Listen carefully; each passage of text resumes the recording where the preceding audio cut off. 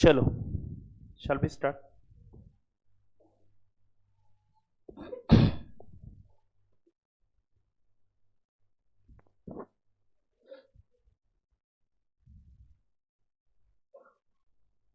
Question number कौन से बाकी थे?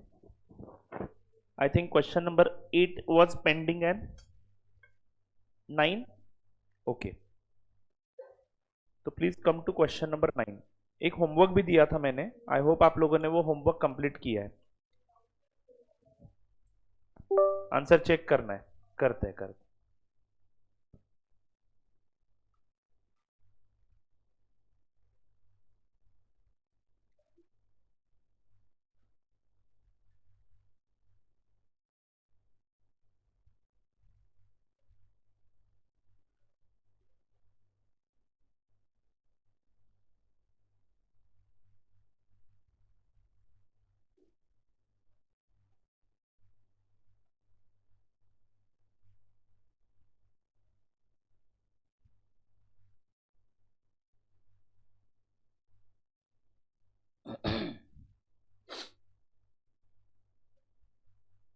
हाँ जी, ये क्वेश्चन नंबर 10 मैंने आपको होमवर्क दिया था ना.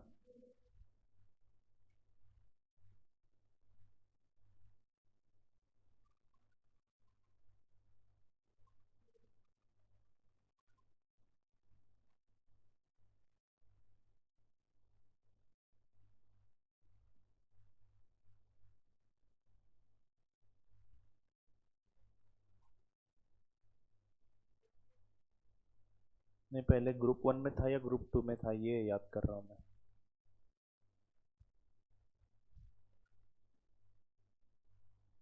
नवंबर 2020 ना.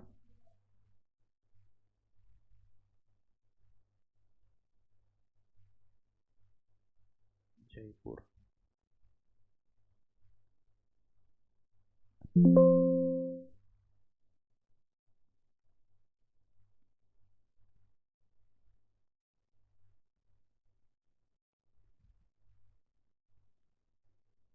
Question number 2. अरे हाँ, ये हमने एक्चुअली कौन से मेथड से सॉल्व किया है? ब्रांच डेटर्स मेथड से, बराबर है ना. तो मैं काम करता हूँ, रफ में अकाउंट बनाता हूँ, चलेगा? आप बस चेक कर लेना. एंड फाइनली प्रॉफिट का जो नंबर है वो हम इनके आंसर से चेक कर लेंगे, तो आपको कंफर्म हो जाएगा कि दोनों मेथड से आंसर सेम आ रहा है. वही सेम क्वेश्चन हम वापस स्टॉक एंड डेटर्स मेथड से भी सॉल्व करेंगे इन फ्यूचर. मैं आपको वापस से वो होमवर्क देने ही वाला हूँ, ठीक है, by using stock and debtors method. तो चलो, तो ये हमने ब्रांच अकाउंट बनाया. Goods are sent at cost plus 20%, बराबर है ना. तो लोडिंग ऑन कॉस्ट 20/100 है, and loading on invoice price 20/120 है. Vijay Company, Jaipur has a branch at Patna. So this is Patna branch account. The branch makes both cash and credit sales. Branch expenses are paid directly from head office, and the branch has to remit all cash received into the bank account of head office. Branch does not maintain any books of accounts but sends monthly returns to the head office. Okay, no problem. Goods received from the head office at invoice price. So this is branch account debit to goods sent to branch account. How much? 8,40,000, जिसमें loading होगा 8,40,000 into 20/120. Is it right? तो 1,40,000 का loading यहाँ पे bye GSTB के नाम से record होगा. Is it right? Goods return to the head office at invoice price. तो बाय GSTB हाउ मच? 60,000. यानी 60,000 डिवाइडेड बाय 120 इंटू 20, 10,000 का लोडिंग भी यहाँ पे रिवर्स होगा. Is it right? To GSTB. Cash sales, credit sales हम लोग अकाउंट फॉर नहीं करेंगे right now. Stock at branch on 1/4/2019. तो टू बैलेंस ब्रॉड डाउन में हम लोग पहले लिखेंगे stock how much, and is this invoice price? Yes. तो 72,000 इनवॉइस प्राइस है. इसके ऊपर स्टॉक रिजर्व आएगा 72,000 डिवाइड बाय 120 इंटू 20, 12,000. तो बाय स्टॉक रिजर्व 12,000 आप लोग फ्यूचर में ऐसा रफ में कैलकुलेशन करने वाले हो। आई होप आप लोगों को ये बात मैं बार बार बता चुका हूँ। सारे क्वेश्चन सॉल्व करने नहीं होते हैं। Okay, sundry debtors at Patna branch 96,000 as it is लिखेंगे, 96,000 डेटर्स। फिर उसके बाद cash received from debtors, discount allowed to debtors, goods return by customers to Patna branch, bad debts return off, amount recovered from bad debts previously return off as bad. तो बच्चों ये branch को ही मिला हुआ है पैसा, तो ये हमें रिकॉर्ड नहीं करना है। इसके कारण ब्रांच का कैश बढ़ेगा, ये याद रखना। ब्रांच कैश अकाउंट बनाना पड़ता है आपको वर्किंग नोट में। हाँ जी,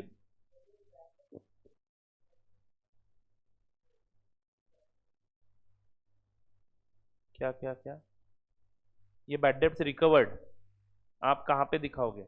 इसकी एंट्री क्या होती है पहले वो बता दो। बैंक और cash account debit to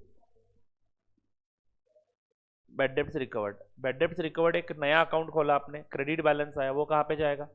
P and L में जाएगा। डेटर्स का कोई संबंध नहीं है, बिकॉज जब हमने उसको बैड डेब्ट्स दिखाया था तब वो जीरो हो चुका था। Is it right? तो मेमोरेंडम अकाउंट बनाने हैं, तो कौन से मेमोरेंडम अकाउंट बनाने हैं? मेमोरेंडम डेटर्स अकाउंट, बराबर है क्या? बोलो बच्चों। फिर उसके बाद मेमोरेंडम कैश अकाउंट भी बनाया आपने, तो ये रहा मेमोरेंडम कैश अकाउंट, करेक्ट है? हाँ, तो डेटर्स का बैलेंस बस इन्होंने दिया था 96,000 रुपीज, जो मैं यहाँ पे लिख रहा हूँ। उसके बाद क्या क्या ट्रांजैक्शन हमने सेल्स के रिगार्डिंग छोड़े हैं? क्रेडिट सेल्स का ट्रांजैक्शन यहाँ पे आएगा, टू सेल्स करके, हाउ मच? 6,25,000, करेक्ट है क्या? फिर कैश में ओपनिंग बैलेंस दिया है क्या इन्होंने? नहीं दिया है, तो जान दो। कैश सेल्स की एंट्री डायरेक्टली यहाँ पे रिकॉर्ड कर लेता हूँ, टू सेल्स 1,85,000, करेक्ट है बच्चों? फाइन, तो ये हो गया रिकॉर्डिंग। फिर उसके बाद डेटर्स का बैलेंस लिखा, कैश रिसीव्ड फ्रॉम डेटर्स, तो बाय मेमोरेंडम कैश, बराबर है ना? How much? 4,38,000, and memorandum cash के डेबिट में टू कलेक्शन फ्रॉम डेटर्स, बराबर है 4,38,000। आगे बढ़ता हूँ बच्चों। उसके बाद डेटर्स हो गया, कैश रिसीव्ड हो गया, डिस्काउंट अलाउड टू डेटर्स, तो बाय डिस्काउंट आएगा यहाँ पे 7,500, वेरी गुड। उसके बाद goods return by sales return 14,000 rupees is right, very very good. उसके बाद bad debts return off 5,500, then amount recovered from bad debts previously return off as bad, यानी पिछले कई सालों में हमने वो राइट ऑफ किए थे। ये 5,500 में से वो अमाउंट नहीं है, अर्लियर हमने वो राइट ऑफ किया था। 1,000 रुपये आ गया, तो cash account debit to bad debts recovered, बराबर है क्या? कैश बढ़ जाएगा 1,000 रुपये से। कैश बढ़ा मतलब बैलेंस, क्लोजिंग बैलेंस बढ़ने वाला है आपका। क्लोजिंग बैलेंस बढ़ा मतलब आपका प्रॉफिट भी बढ़ जाएगा। ओके, तो इट्स वेरी सिंपल। आगे बढ़ता हूँ। उसके बाद rent, rate, taxes, salaries, office expenses, ये तीनों के तीनों खर्चे किसने पे किए हैं? हेड ऑफिस ने। तो यहाँ पे डायरेक्टली टू एक्सपेंसेस लिखता हूँ, तीनों की टोटल लेता हूँ, चलेगा क्या? कितनी आती है टोटल? 1,05,200, बराबर है? तीनों की टोटल 1,00,000, तीनों की टोटल, तीनों रिकॉर्ड कर लिया ना आपने अलग से, कोई दिक्कत नहीं है। Closing stock at cost price दिया है, इसको इनवॉइस प्राइस पे दिखाएंगे। तो मैं यहाँ पे क्लोजिंग बैलेंसेस लिखता हूँ, by balance carried down, stock 1,25,000 plus कितना परसेंट है बच्चों? 20% ना, तो 1,50 का स्टॉक दिखाएंगे, करेक्ट? और टू स्टॉक रिजर्व 25,000 रुपये कर दे। गलत है या सही है? सही है ना? हाँ, चलो हो गया। बस अब क्या क्लोज करना है हमें? डेटर्स अकाउंट क्लोज करना है। तो डेटर्स में रहेगा क्लोजिंग बैलेंस, डेटर्स में रहेगा closing balance 96,000 plus 6,25,000, 7,21,000, 7,21,000 minus 438 minus 7,500 minus 14,000 minus 5,500, 2,56,000 का डेटर्स रहेगा, करेक्ट है क्या? तो ये डेटर्स में यहाँ पे 256 लिख दूं, और अब कैश का बैलेंस जो है वो बैलेंस हम यहाँ पे रखते ही नहीं है। क्वेश्चन के बिगिनिंग में ही बोला है कि कैश रेमिट कर दिया जाता है हेड ऑफिस को, बराबर बोला ना मैंने। तो 6,24,000 रेमिट कर दिए होंगे हमने एचओ को। तो एचओ इसकी एंट्री क्या मारेगा, कैश और bank account debit to branch account 6,24,000। तो दोस्तों यहाँ पे हमें मिल जाएगा हमारा बैलेंसिंग फिगर, कैश बैलेंस हो जाएगा 0। Is it right? हाँ, तो टोटल कितना आता है देखो जरा, 1,40,000, 60,000, 12,000, 6,24,000, 1,56,000, 50,000, 2,56,000, 12,42,000, 12,42,000 minus 72,000 minus 96,000 minus 8,40,000 minus 10,000 minus 1,05,200 minus 25,000। So 93,800 is net profit. Done. समझ में आता है? आप लोगों को ये सारी चीजें करनी है, बस समझना है कि बराबर ही है। अब देखो प्रॉफिट यहाँ पे हमें इस मेथड के अनुसार ब्रांच पी एंड एल में मिलेगा। कैन यू सी 93,800 प्रॉफिट आता है, means your answer is right. But ये मेथड अलग है, इसको आप मत देखिएगा राइट नाउ, ये पढ़ाने वाला हूँ मैं आपको, ठीक है? तो अभी तक की सारी बातें एक बार रिपीट करते हैं। हमने ब्रांच अकाउंट टॉपिक की शुरुआत कहाँ से की थी? अभी आपको समझ में आ रहा है कि it is going to be a lengthy topic, right? इतना भी आसान नहीं कि फटाक से खत्म कर दो। और मैंने मॉड्यूल्स के सिवाय कुछ आरटीपीस के क्वेश्चन ही इंक्लूड किए, कुछ ज्यादा इंक्लूजन भी नहीं है क्योंकि repetitive question they ask. Okay, तो जितना अलग अलग कैटेगरी के क्वेश्चंस है उतने ही मैंने इंक्लूड किया, मतलब कुछ मैंने एडिशन नहीं किए। मॉड्यूल में ही लगभग आपके 30-35 क्वेश्चन होंगे, 30 से 35 क्वेश्चन मॉड्यूल के ही है, बस 10 क्वेश्चन मैंने ऐड कर दिए, ऐसा बोलोगे तो चलेगा। ओके, हाँ जी। तो हमने ब्रांच अकाउंट की शुरुआत कहाँ से की थी? ब्रांचेस के टाइप्स से, इज इट राइट? सबसे पहले ब्रांच अकाउंट बनाने का रीजन क्या है वो समझा। What is the reason behind preparing branch accounts? to know the profitability of the business, is it right? So now once the objective is clear, you understand अब separate accounts बनाने हैं कि नहीं बनाने हैं, उसका आंसर किसके ऊपर डिपेंड करता है कि आपकी ब्रांच डिपेंडेंट है या इंडिपेंडेंट। बेसिकली पहले inland branch and foreign branch ये कैटेगरी समझी हमने। इनलैंड ब्रांच मतलब जो इंडिया में ही है, एंड जो फॉरेन में है वो foreign branch. Obviously foreign branch है तो फॉरेन लॉज के मुताबिक उनको अकाउंट्स वगैरह सब बनाने पड़ते ही है, तो उसको हमने अलग ही रखा हुआ है, is it right? Inland branches में हमने 2 टाइप्स करा दिए, कौन से? Dependent, independent, is it right? Under dependent branches हम लोगों ने सिर्फ ब्रांच के अकाउंट्स एचओ के बुक्स में ही बनाने हैं, और उसके लिए हमें 3 मेथड्स पढ़ाए गए हैं। कौन से?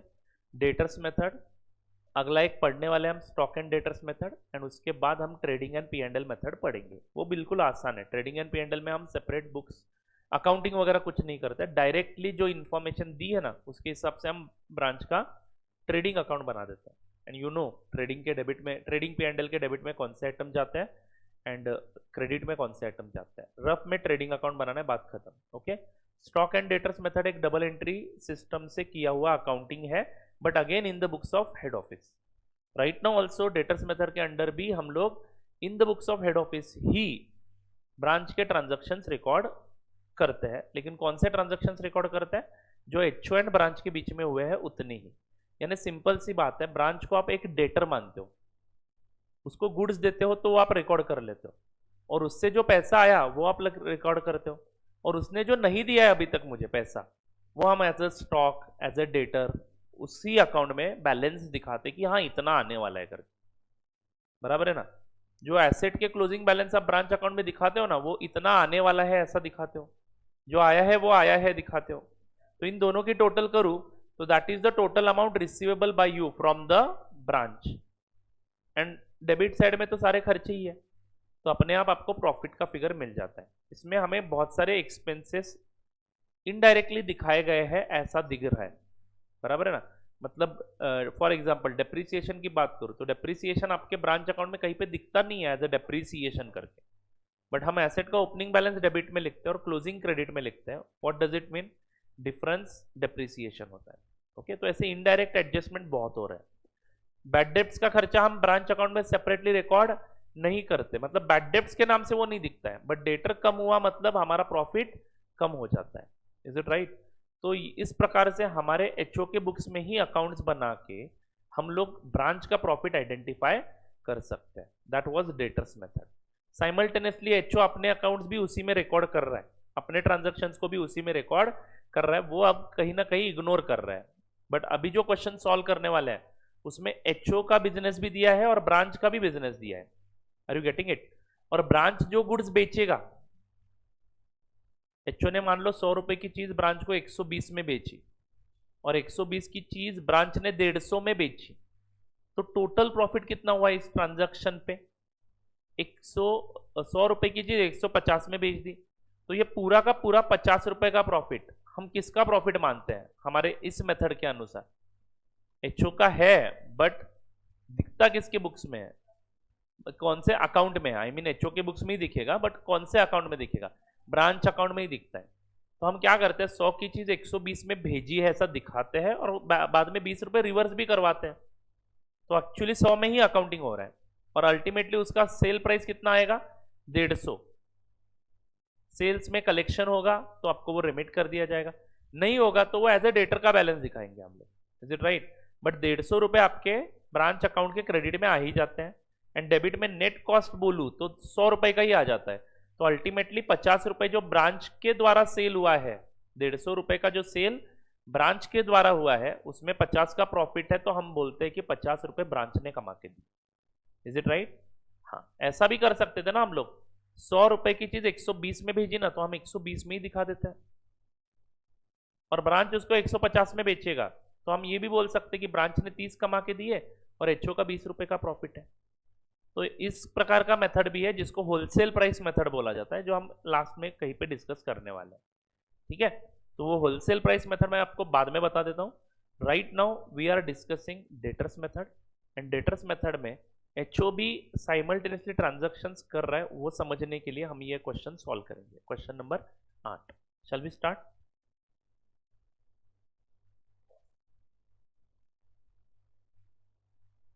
सब लोगों का ध्यान है?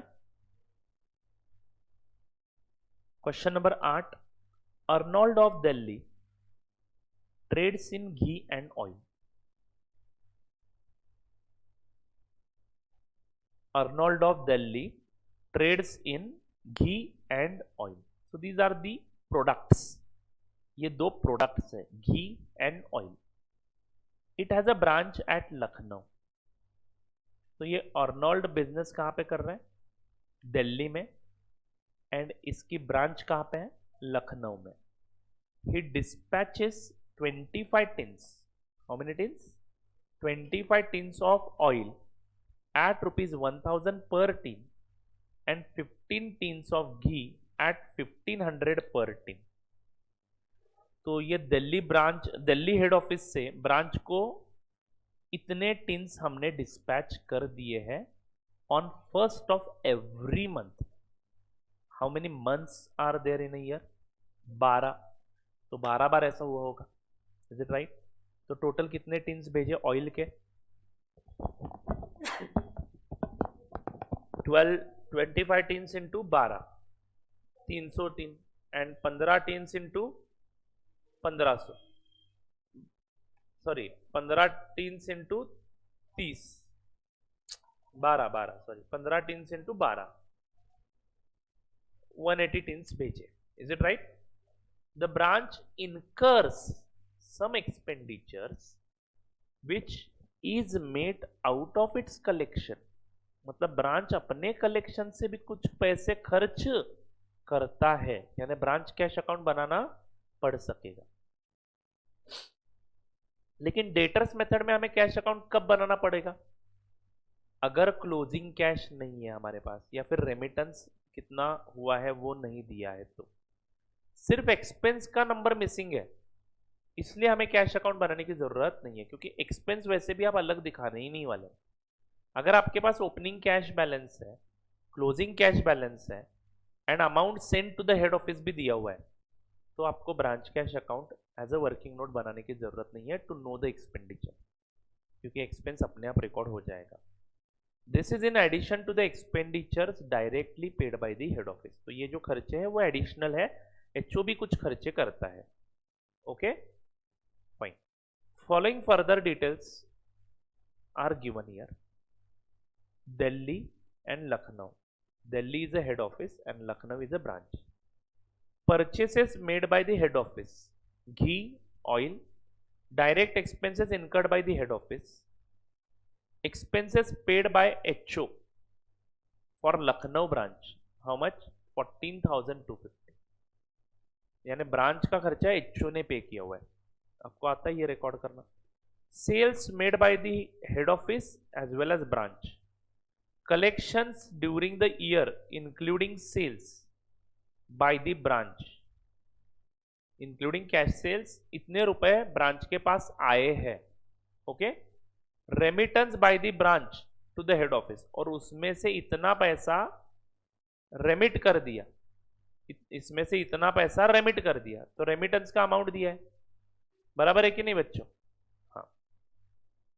और बैलेंसेस में बच्चों आपको ओपनिंग बैलेंसेस दिए हैं, स्टॉक के क्लोजिंग बैलेंसेस भी दिए हैं। डेटर्स का ओपनिंग बैलेंस भी दिया है बट क्लोजिंग डैश किया है, इसका मतलब जीरो है। डैश किया है मतलब जीरो है। क्वेश्चन मार्क होता तो मुझे ब्रांच डेटर्स अकाउंट बनाना पड़ता, but now it is sure कि जीरो बैलेंस है। Is it right? Cash in hand, opening भी है क्लोजिंग भी है, मतलब हमें मेमोरेंडम कैश अकाउंट बनाने की भी जरूरत नहीं है। एंड फर्नीचर एंड फिटिंग्स का ओपनिंग बैलेंस भी है क्लोजिंग भी है, प्लांट एंड मशीनरी का ओपनिंग भी है क्लोजिंग भी है। ये सारे के सारे दिल्ली के बैलेंसेस है। दिल्ली के बैलेंस मेरे किसी काम के नहीं है। ब्रांच अकाउंट बनाना है तो मुझे लखनऊ के बैलेंसेस चाहिए। तो दोस्तों लखनऊ के केस में स्टॉक के ओपनिंग क्लोजिंग है, डेटर्स का क्लोजिंग बैलेंस इज मिसिंग, मतलब मेमोरेंडम डेटर्स बनाना पड़ेगा। अब डेटर से कलेक्शन भी कितना हुआ है ये बताया नहीं है, और कैश सेल्स भी कितना है अलग से बताया नहीं है। तो देखते हैं कैसे करना है। सेल्स को हम क्रेडिट सेल्स ही मान देते हैं, बात खत्म। जो भी कलेक्शन होगा उसमें कैश सेल्स भी आएगा और कलेक्शन फ्रॉम डेटर्स भी आएगा। ओके, बताता हूं मैं अकाउंट बनाते समय। मेमोरेंडम डेटर्स अकाउंट बनाना पड़ेगा। कैश इन हैंड का ओपनिंग क्लोजिंग है बैलेंस, और collection remitted to the head office भी है, तो मुझे नहीं लगता है कि मेमोरेंडम कैश अकाउंट बनाने की जरूरत है, क्योंकि इसमें जो नंबर मिलेगा वो कौन सा नंबर मिलेगा? Expenses made by the branch मिलेगा। Expenses made by the branch, जो मेरे किसी काम के नहीं है, क्योंकि वैसे भी वो मुझे ब्रांच अकाउंट में दिखाने नहीं है। ब्रांच अकाउंट में हम लोग ब्रांच ने किए हुए ट्रांजैक्शंस नहीं दिखाते हैं। Is this clear? Plant and machinery का बैलेंस ही नहीं है इनके पास, फर्नीचर का ओपनिंग क्लोजिंग बैलेंस है। Additions to plant and machinery on 1/1/2021 6,02,750। तो दोस्तों यहाँ पे दिख रहा है क्या? 3,07,250 का प्लांट 7,73,500 हुआ। जरा चेक करो कितने का एडिशन दिख रहा है यहाँ पे। यहाँ पे डिफरेंस आ रहा है ओनली 4,66,250। तो दोस्तों आप ही बताओ, 3,07,250 का ओपनिंग बैलेंस था, और इनके इंफॉर्मेशन के मुताबिक 6,02,750 का एडिशन हुआ है, ऐड करना है, बराबर है ना? तो क्लोजिंग बैलेंस 9,10,000 होना चाहिए था, करेक्ट है कि नहीं? बट ये क्लोजिंग बैलेंस कितना आ रहा है? 7,73,500। तो ये 136,500 क्या हो सकता है?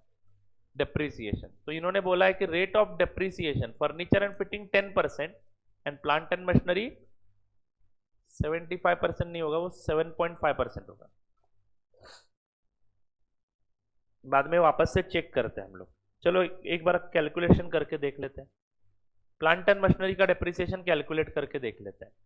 तो दोस्तों प्लांट एंड मशीनरी के केस में 3,07,250 पे 7.5% से तो डेप्रिसिएशन लगेगा ही लगेगा।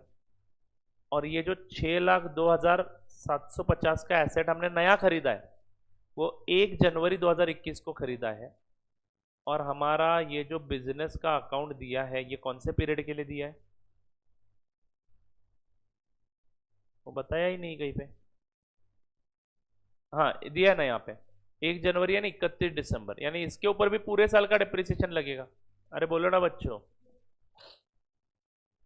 तो जी बताइए 7.5%, तो 9,10,000 आता था ना अमाउंट। हाँ, तो 9,10,000 पे 7.5% कितना आता है देखो, 68,250 माइनस करो, तो क्या गड़बड़ हो रही है, परसेंटेज कितना है देखता हूँ, रुकिए। क्वेश्चन नंबर कौन सा है?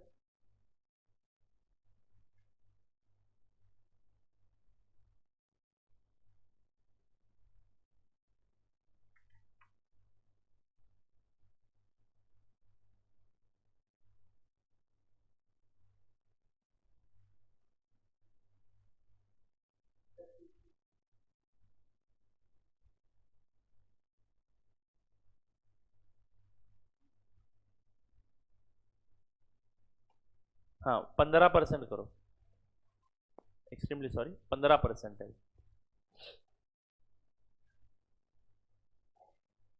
make it 15%. Okay, now check, is it matching? Fine. The branch manager is also entitled, branch manager is entitled to 10% commission after charging such commission, 10% commission on a net profit after charging such commission. याद है ये adjustment आपको? यानी net profit after commission जो आएगा ना उसके ऊपर 10% कमीशन है, बट जब तक कमीशन का अमाउंट पता नहीं चलेगा तब तक आप नेट प्रॉफिट आफ्टर कमीशन कैसे निकाल पाओगे? उस केस में हमें ये कमीशन का रेट बदल के लेना पड़ेगा, 100 रुपए मान के। तो हम लोग after profit commission, sorry after commission net profit 100 रुपए मानेंगे, आफ्टर कमीशन यानी कमीशन माइनस होने के बाद प्रॉफिट कितना है, 100 रुपए है। तो 100 रुपए पे हम कितना कमीशन दे चुके हैं, 10 रुपए, 100 का 10% ना, net commission is how much, 10% of net profit after commission के ऊपर 10% है, मैं नहीं बोल रहा हूं, ये लोग बोल रहे हैं 10% commission after charging such commission. Okay, whereas the general manager is entitled to 10% commission on overall company profits after charging such commission। आपकी जिंदगी आसान करेंगे तो उनको बुरा लगेगा ना।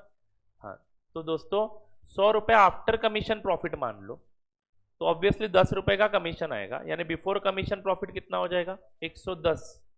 तो अभी कमीशन बताइए बिफोर कमीशन वाले प्रॉफिट पे, 10/110, छोड़ दो ना आप, कैलकुलेटर पे परसेंटेज मत ही बताओ, 10/110 कर दो, इंक्लूसिव बेसिस पे निकालना है।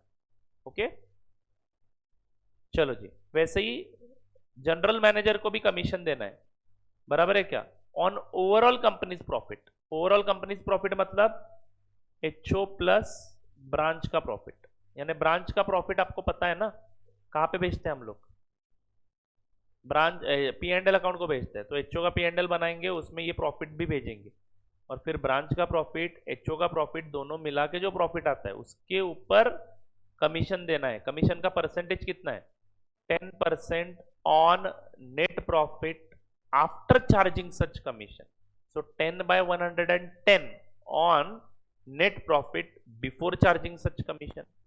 बोलो हाँ या ना। General manager is also entitled to salary of 2000 per month, दे देंगे। General expenses incurred by head office 24,000, ये एचओ के पी एंड एल में दिखेंगे। What is the question, prepare branch account in the head office books.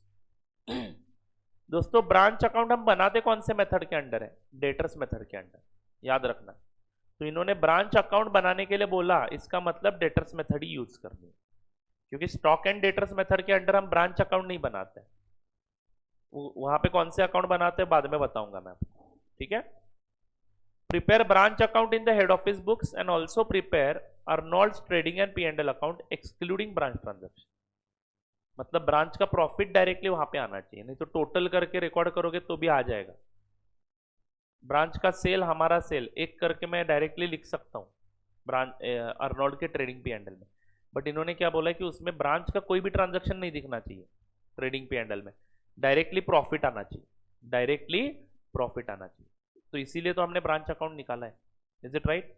तो in the books of head office HO के point of view से trading P and L account बनाएंगे, जिसमें हमारा branch का profit बाद में एंट्री करेगा। Is it right? And branch account भी बनाना है। ब्रांच अकाउंट किस चीज के लिए? लखनऊ ब्रांच के लिए। Is it right? चलो shall we start. So write down in the books of head office, in the books of Arnold. Mark this question as important one.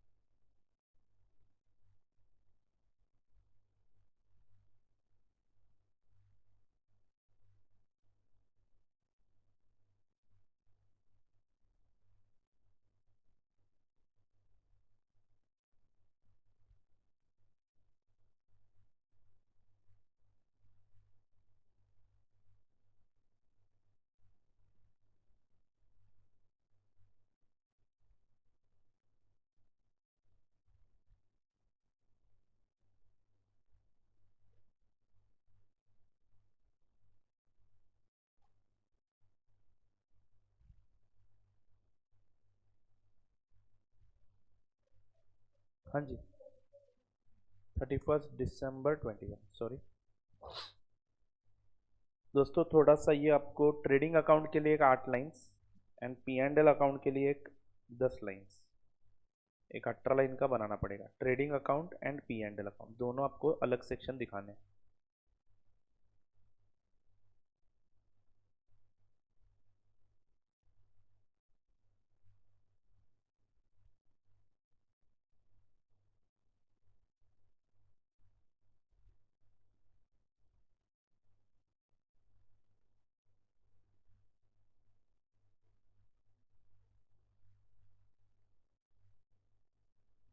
उसके बाद हम लोग बनाएंगे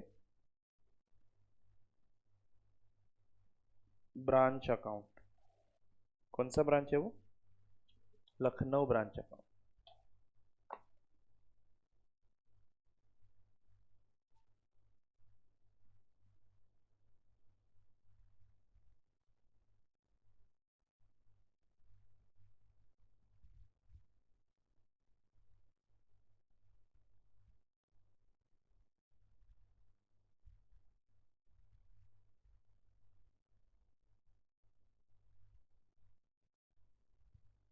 लखनऊ ब्रांच के लिए भी एक 12 लाइन रिक्वायर्ड है।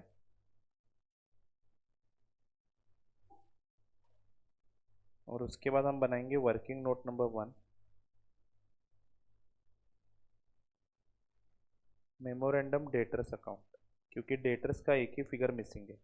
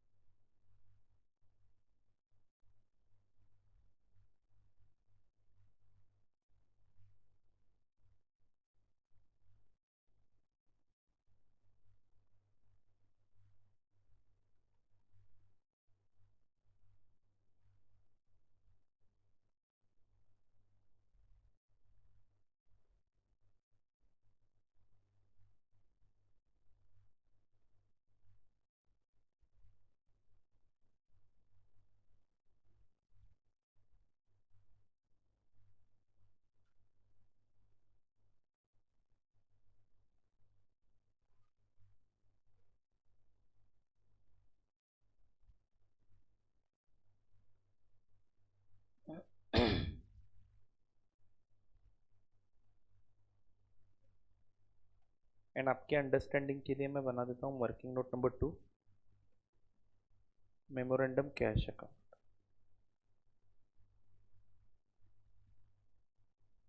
यहाँ पे गुड्स लोडिंग पे भेजे हैं या एट कॉस्ट भेजे हैं, कुछ बताया नहीं है क्वेश्चन में, तो हम लोग मानेंगे कि एट कॉस्ट ही भेजे होंगे।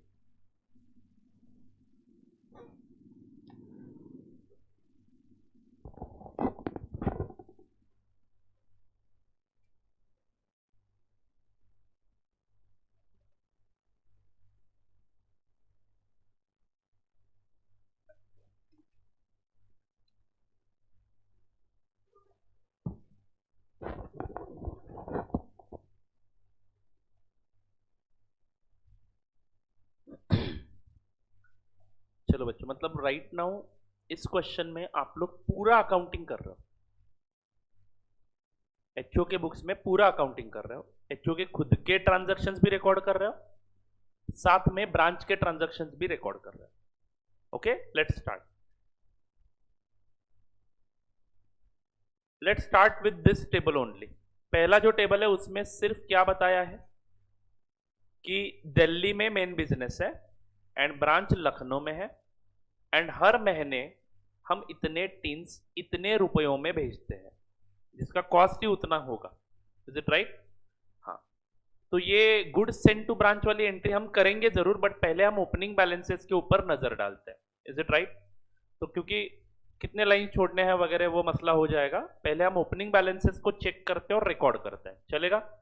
दिल्ली के ओपनिंग बैलेंसेस की बात कर रहा हूं।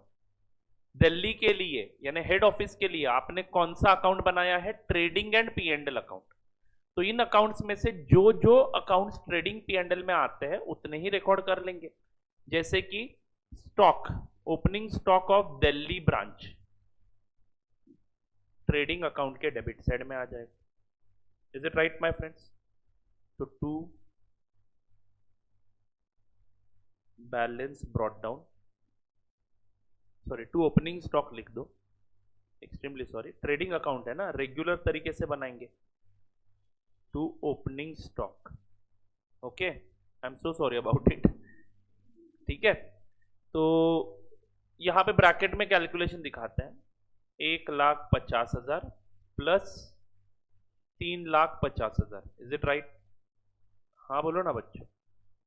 1,50,000 प्लस 3,50,000 कितना आता है? 5 lakh. Yes, good. So write down 5 lakh. फिर उसके बाद डेटर्स का बैलेंस तो कभी ट्रेडिंग अकाउंट में मैंने जिंदगी में नहीं देखा, कैश ऑन हैंड भी कभी मैंने जिंदगी में देखा नहीं है ट्रेडिंग पी एंडल में, फर्नीचर फिटिंग्स का भी बैलेंस नहीं देखा कभी। ये अपना regular trading account head office का बना रहे हैं हम लोग, ये एसेट साइड में जाएगा सब कुछ। हाँ, डेप्रीसिएशन एक आने वाला है पी एंडल में, बाद में रिकॉर्ड कर लेते हैं। तो इतना ही ओपनिंग बैलेंस है, और ये क्लोजिंग बैलेंस का भी इफेक्ट आता है ना ट्रेडिंग अकाउंट में। तो मैं यहाँ पे लिखता हूँ बाय क्लोजिंग स्टॉक, या बाय बैलेंस कैरिड डाउन लिख दो। अच्छा, बाय क्लोजिंग स्टॉक 3,12,500 प्लस 4,17,250,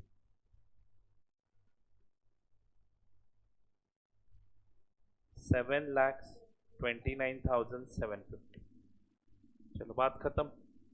अब बात करते हैं ब्रांचेस के ओपनिंग क्लोजिंग बैलेंसेस की। ब्रांच के सभी ओपनिंग बैलेंस हम ब्रांच अकाउंट के डेबिट साइड में ब्रॉट डाउन करते हैं। This is how we prepare branch account under debtors method. Is it right?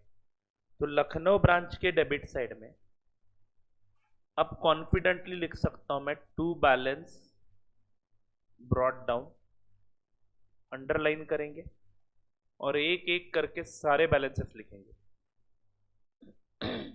Stock मैं दोनों की टोटल यहां पे ही करवाता हूं, 17,000 plus 27,000,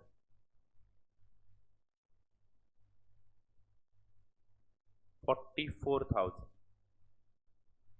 then debtors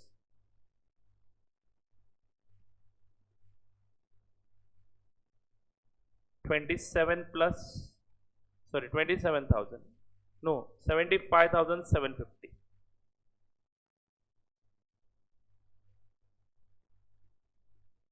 Is it right? Debtors done. Cash on hand 7,540,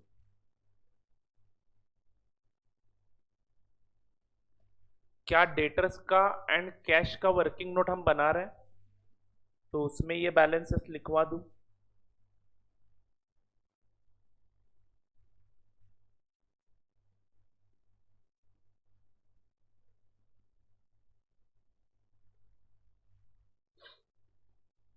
memorandum cash में to balance brought down 7,540,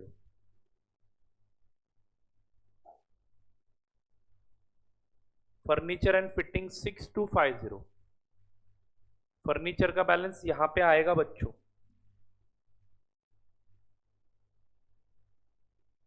do you understand the difference between actual trading account and branch account? Branch में हम सारे asset liability का balance लिख लिख के जो फर्क है वो डेप्रिसिएशन वगैरह सब ऑटोमेटिक रिकॉर्ड होता है। This is the technique. Write down the opening balances first to the branch account, record the transaction between head office and branch only, and write down the closing balances. अपने आप profit आ जाता है, ज्यादा load नहीं लेना है। Okay, stock and debtors method आपको ज्यादा अच्छे से समझेगा क्योंकि वहां पे हम डिटेल्ड अकाउंटिंग कर रहे हैं, यहाँ पे हम शॉर्टकट तरीका यूज करके अकाउंटिंग कर रहे हैं। बट इसकी ट्रिक क्या है? Right down the opening balances of asset on the debit side, liabilities को क्रेडिट साइड में लिखना। Only record those transactions which have awkward between head office and branch. And third trick is right down the closing balances, effects will get adjusted automatically. आप लोगों को चिंता करने की जरूरत नहीं है, यहाँ पे डेप्रिसिएशन कितना है मुझे देखने की जरूरत ही नहीं है। खाली क्या लिखना है? फर्नीचर का क्लोजिंग बैलेंस, अपने आप फर्क डेप्रिसिएशन के नाम से एडजस्ट हो जाता है। Are you getting it? तो can we write down the closing balances also? Yes, लिख सकते हैं हम लोग। यहां पे लिखना शुरू कर देते हैं।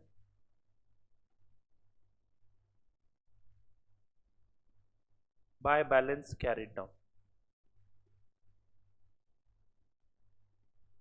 स्टॉक इन दोनों की टोटल लेंगे 13,250,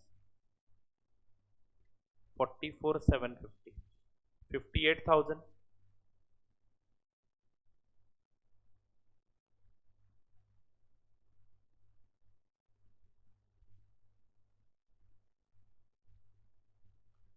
बोलो बच्चों।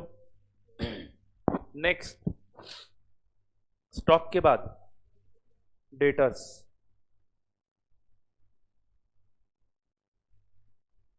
क्वेश्चन मार्क है तो ठीक है, बाद में निकाल लेंगे। एंड कैश का बैलेंस है बच्चों 5,6, 12,350, वेरी वेरी गुड, 12,350।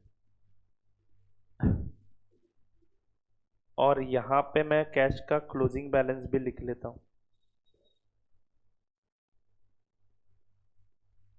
आगे बढ़ू, फर्नीचर एंड फिटिंग्स का क्लोजिंग बैलेंस भी लिख देता हूं।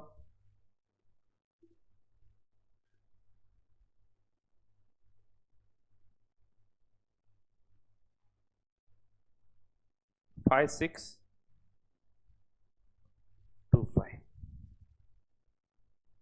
अब बच्चे कौन से ट्रांजैक्शन जो एचओएन ब्रांच के बीच में हुए हैं वही रिकॉर्ड करने। सबसे पहला ट्रांजैक्शन यही वाला रिकॉर्ड कर लेते हैं, goods send to branch. Is it right? तो एंट्री क्या होगी? Branch account debit to goods sent to branch. इसको अंडरलाइन करता हूं और इसमें मैं दो कैलकुलेशंस लिखने वाला हूं, प्लीज राइट डाउन प्रॉपरली। पहला गुड्स है oil, is it right? Oil का कैलकुलेशन यहां पे दिखाता हूं मैं, 25 टीन्स एवरी मंथ इंटू 12 महीने इंटू उसकी कॉस्ट कितनी है? 1,000 रुपए, 3 लाख रुपए।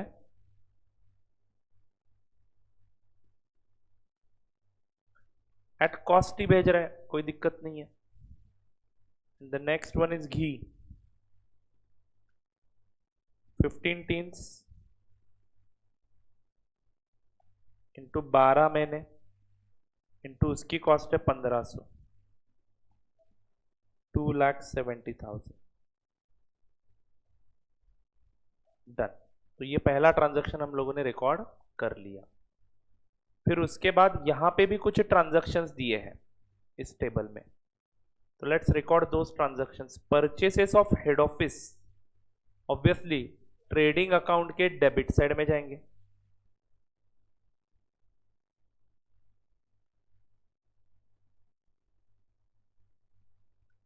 टू परचेसेस यहीं पे ब्रैकेट में लिखवाऊं 14,75,000 प्लस 29,32,000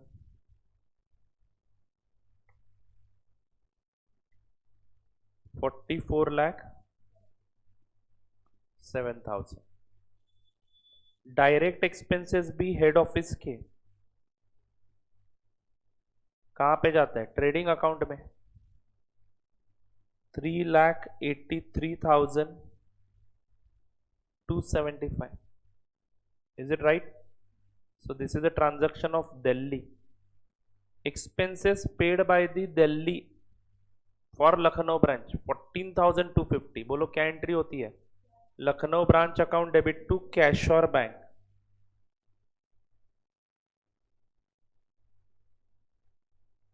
ब्रैकेट में please write down expenses 14,250।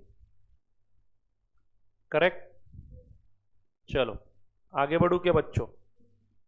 Sales, head office का सेल्स ट्रेडिंग अकाउंट के क्रेडिट साइड में आ जाएगा।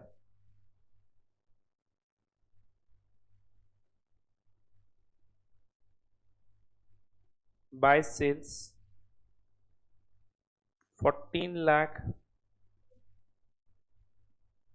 18,46,350। एंड शायद अगले नंबर में एक जीरो गायब हुआ है। 27,41,250।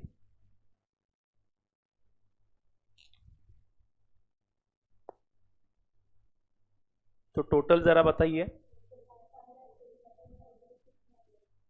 45,87,600 is right. Have you changed that number? 45,87,600। Great. दोस्तों देखा जाए तो कुछ डिफिकल्ट नहीं है इसमें। आप लोगों को अगर डिफिकल्ट लग रहा है तो आपके मन का रहम है वो, बाकी कुछ नहीं। Okay, please understand it is very very easy. कुछ भी नहीं है इसमें। हाँ, अब ब्रांच का सेल क्या हम रिकॉर्ड करते हैं? आंसर इज नो, लेकिन इसको मेमोरेंडम डेटर्स में दिखाना पड़ेगा। अब सुनिए मेरी बात को, कैश सेल्स कितना है, क्रेडिट कितना है पता नहीं, मैं बोलता हूं डेटर्स के थ्रू रूट कर दो ना, क्या दिक्कत है? जो कैश मिला है वो तो यहां पे दिया है, इसमें ही कैश सेल्स है, तो मैं पूरे सेल की एंट्री डेटर्स के थ्रू मारता हूं और कैश मिलने की एंट्री भी वहां से रूट करता हूं। क्या कैश सेल्स की एंट्री हम ऐसे नहीं कर सकते? पहली entry debtors to sales and later on cash to debtors, लगे हाथ इमीडिएटली कैश मिला ऐसा एंट्री मार सकते हैं ना। तो डेटा नहीं है इसलिए ऐसा करना है। ओके, नहीं तो आप कैश सेल्स निकाल भी सकते हो। कैसे? कैश कितना रेमिट किया है वो दिया है। एक मिनट, अगर मैं मान लो कैश अकाउंट में हमारा ओपनिंग बैलेंस कितना है, ये यही लेता हूं ना, यहां पे अगर मान लो कैश रेमिट किया हुआ लिखेंगे हम लोग इस साइड में, करेक्ट है? नहीं मिलेगा, ब्रेकअप नहीं मिलेगा, वही एक्सपेंस भी मिसिंग है ना, ब्रांच एक्सपेंस भी करता है, तो अपने पास दूसरा कोई ऑप्शन नहीं है। मेमोरेंडम डेटर्स अकाउंट के डेबिट में टू सेल्स ब्रैकेट में लिखता हूं इंक्लूडिंग कैश सेल्स,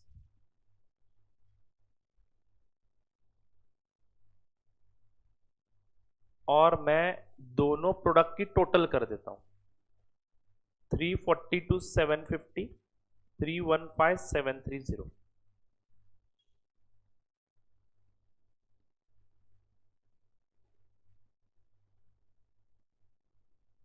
658,480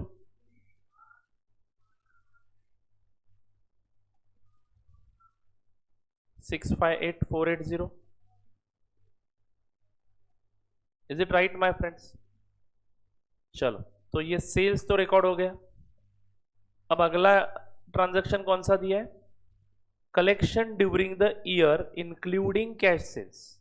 तो मैं कैश सेल्स की एंट्री अगर इसी में डाल चुका हूं तो मैं यहां पे भी लिखूंगा by cash account including cash sales. हाँ जी, कितना अमाउंट आया? 6,47,330। तो memorandum cash account debit to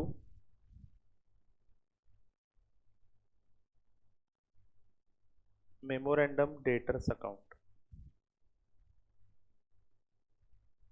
6,47,330.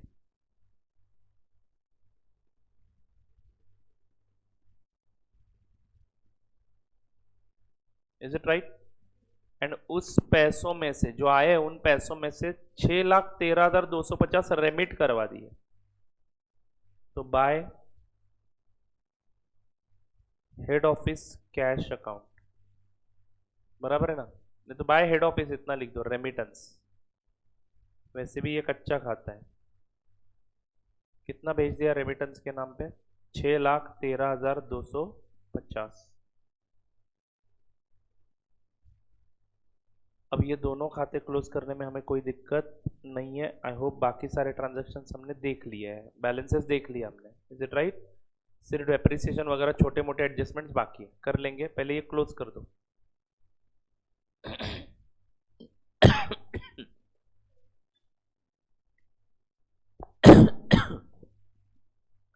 734 230,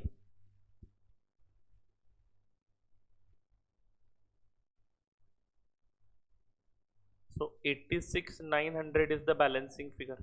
What is this? This is closing data by balance carried down, balancing figure। हाँ या ना बच्चों, बराबर है ना? सो क्लोजिंग डेटर 86,900 मैं यहां पे लिख सकता हूं वर्किंग नोट नंबर 1।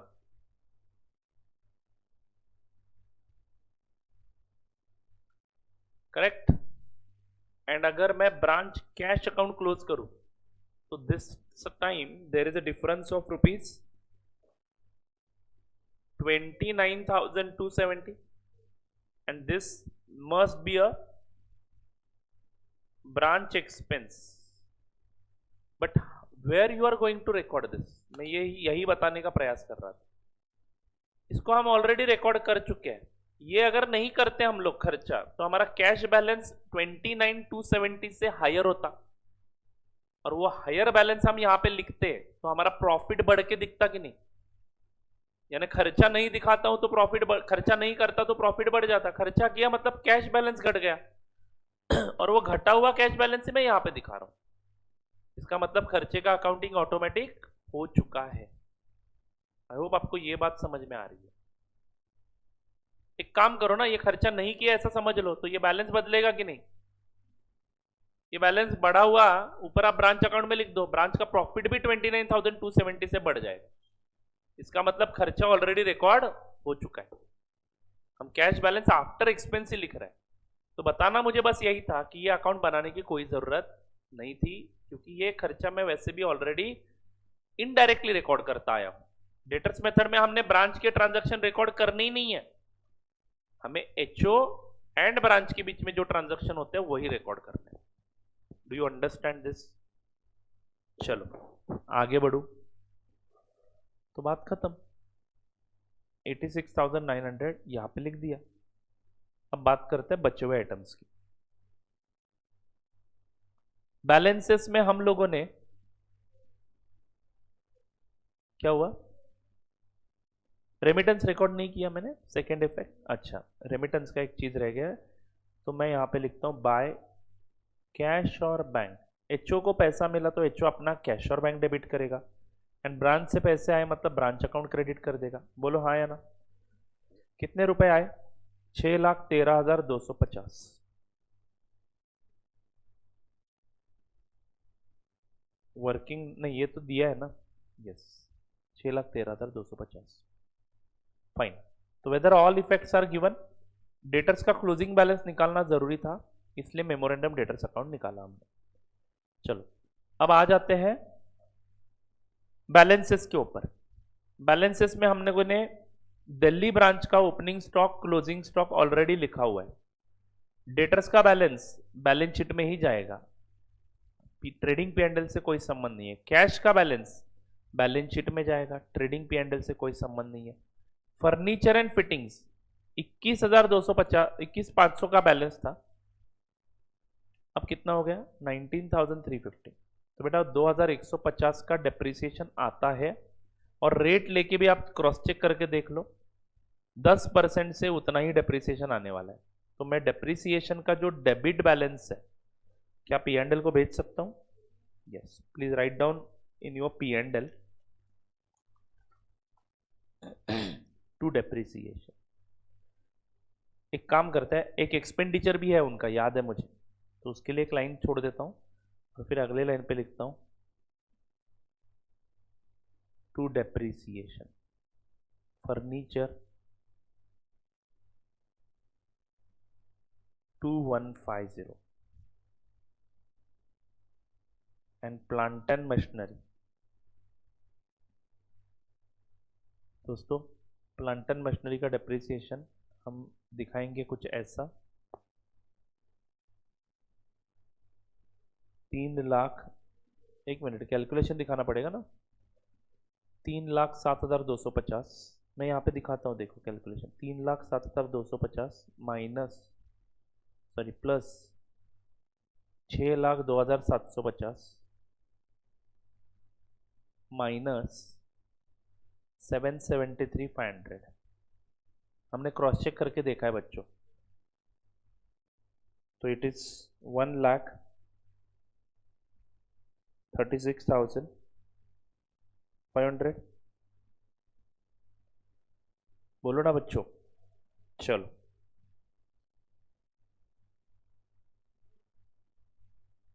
डन है क्या?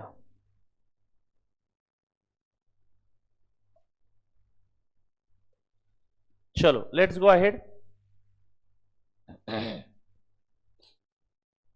Furniture and fittings already done, plant and machinery already done, branch का सब लिख दिया ना हमने ऑलरेडी, तो ब्रांच का खत्म हो गया, हेड ऑफिस का भी खत्म हो गया। ये depreciation related adjustment is already carried out. अब बचा सिर्फ कौन सा एडजस्टमेंट है? कमीशन। कमीशन, ब्रांच मैनेजर को कमीशन हम ब्रांच के प्रॉफिट एंड लॉस अकाउंट को निकाल के देंगे। तो can we close branch account? चलो ब्रांच का अकाउंट बना दो, बट वेट, अभी ब्रांच में एक एक्सपेंडिचर रिकॉर्ड करना बाकी है, कौन सा? Commission payable to the branch manager, because without that figure हम लोग प्रॉफिट नहीं निकाल सकते। अब ब्रांच का कमीशन पेएबल दिखाएंगे हम लोग, बराबर है, ब्रांच मैनेजर को जो कमीशन है वो पेएबल दिखाएंगे, बट कमीशन का अमाउंट पता कैसे चलेगा? पहले ब्रांच का प्रॉफिट बिफोर कमीशन मिलेगा, अभी जो मिलेगा वो बट हमारे पास परसेंटेज जो है वो कौन सा है? आफ्टर कमीशन वाले प्रॉफिट पे, लेकिन उसको हम कन्वर्ट कर सकते हैं बिफोर कमीशन वाले प्रॉफिट पे अप्लाई करने के लिए। ओके, तो एक वर्किंग नोट बनाते हैं, write down the working note. Working note number 3 या 4? 3, commission to the branch manager.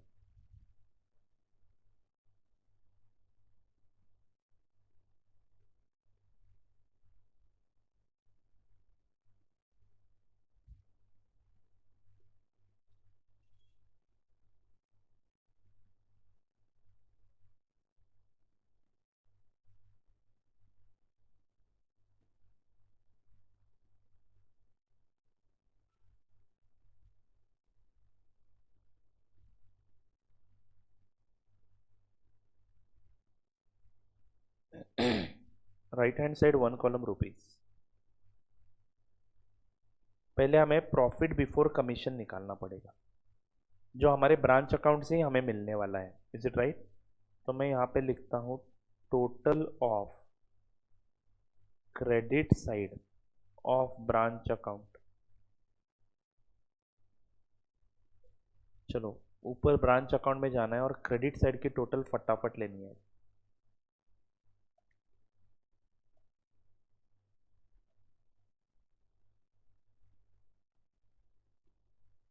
Seven 7,6,125,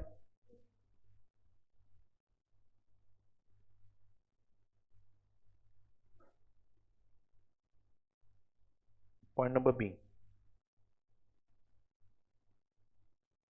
total of debit side of branch account excluding commission.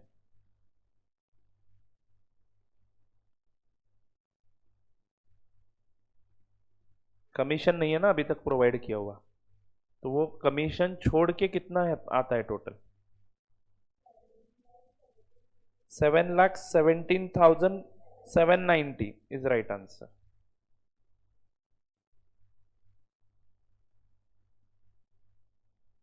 तो ये दोनों डेबिट माइनस क्रेडिट करूंगा तो मुझे मिलेगा profit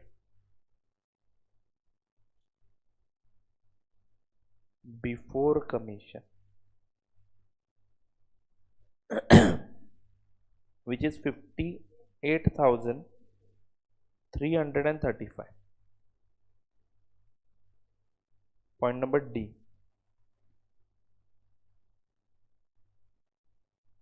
Commission at the rate of 10/110 on net profit before commission, NPBC.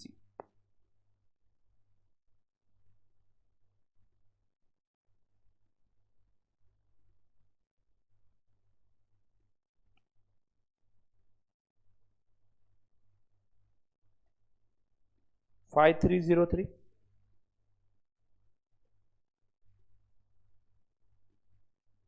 Point number E.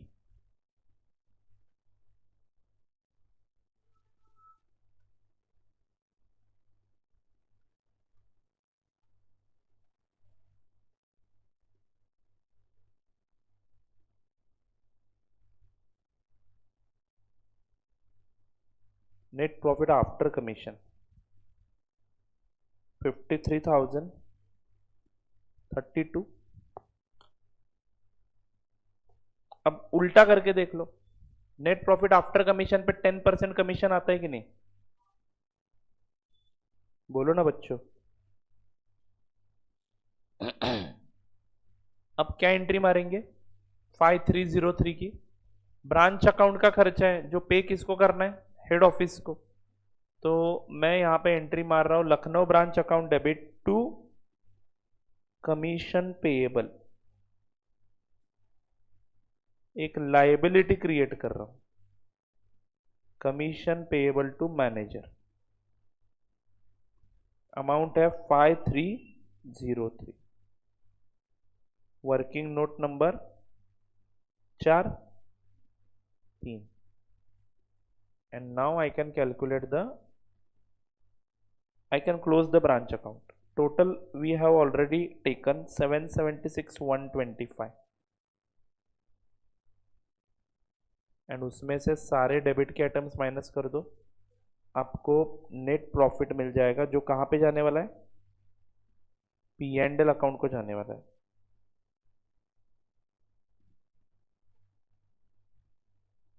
$53,032 and बराबर देख लो बच्चों, इसका 10% कमीशन आता है आपका.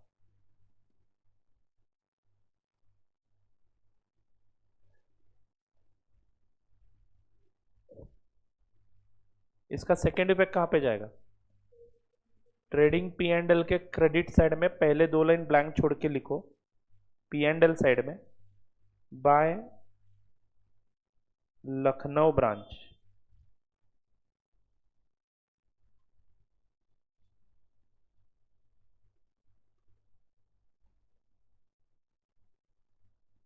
How much 53,032 rupees. बराबर है क्या. नाउ व्हाट टू डू, अब जनरल मैनेजर का कमीशन निकाल सकते हैं. जनरल मैनेजर का कमीशन कितना है, 10% on overall company's profit. First we have to close HO's transaction also. Please close this trading account to gross profit carried down. ये HO का प्रॉफिट है.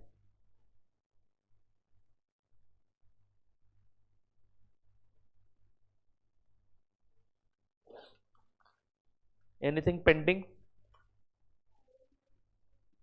सैलरी भी रिकॉर्ड करेंगे. यस, पहले ये जीपी निकाल लो.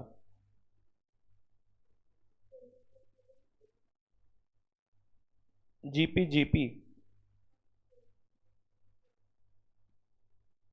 कुछ तो गड़बड़ है।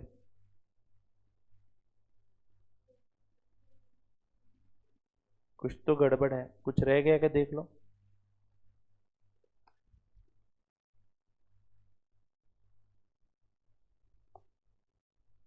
बोलिए। का balance, goods send to branch का बैलेंस इस साइड में आना चाहिए ना। तो by goods send to branch, कितना भेजा था हमने गुड्स? 5,70,000, is it right? तो 570 का बैलेंस यहाँ पे आ जाएगा। जिनको समझ में नहीं आया वो goods send to branch account बना लो। अब क्लोज करो।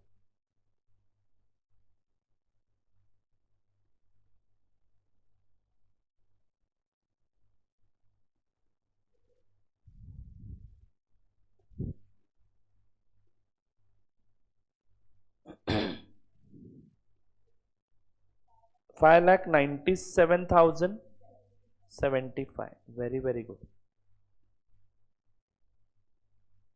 5,97,075। ये ग्रॉस प्रॉफिट हमें क्या करना है? ब्रॉट डाउन कर लेना है।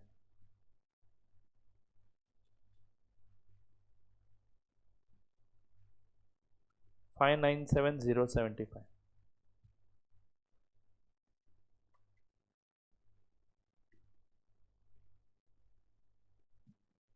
6, वेट।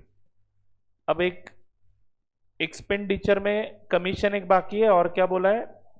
सैलरी किसको देनी है? जनरल मैनेजर को 2,000 per month, and general expenses भी है 24,000 के। अब ऑब्वियस सी बात है जनरल एक्सपेंस यहां पे आ जाएंगे। कितने सालाना? 24,000, करेक्ट ना? एंड 2,000 पर महीने की जनरल मैनेजर की सैलरी, तो to salary to manager how much? 12,000 into 12 महीने इंटू 2,000, 24,000। बोलो ना बच्चों। अब जैसे हमने वर्किंग नोट बनाया था किसका कमीशन निकालने के लिए?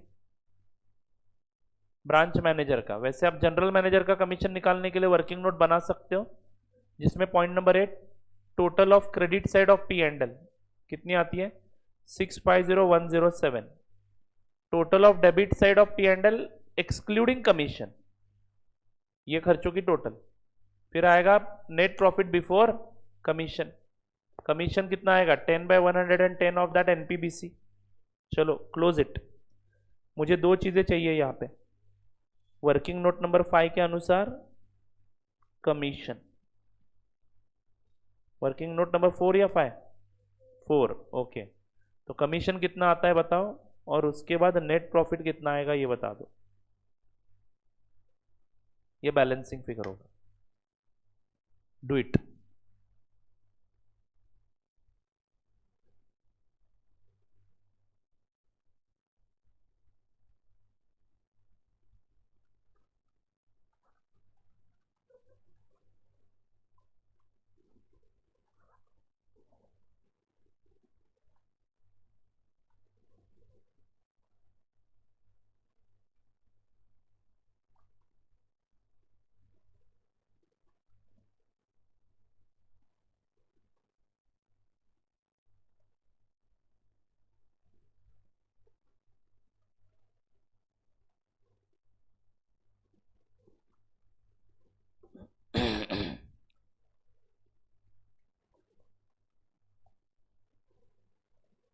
थोड़ा आपको समझ में आ रहा है ना?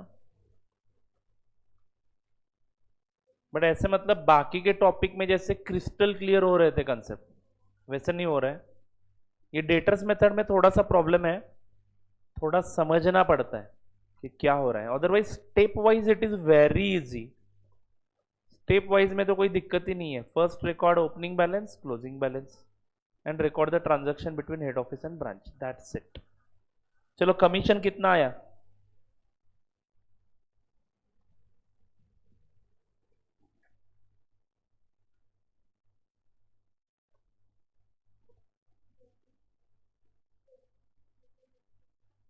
$42,132 इज राइट आंसर। सिंपल है।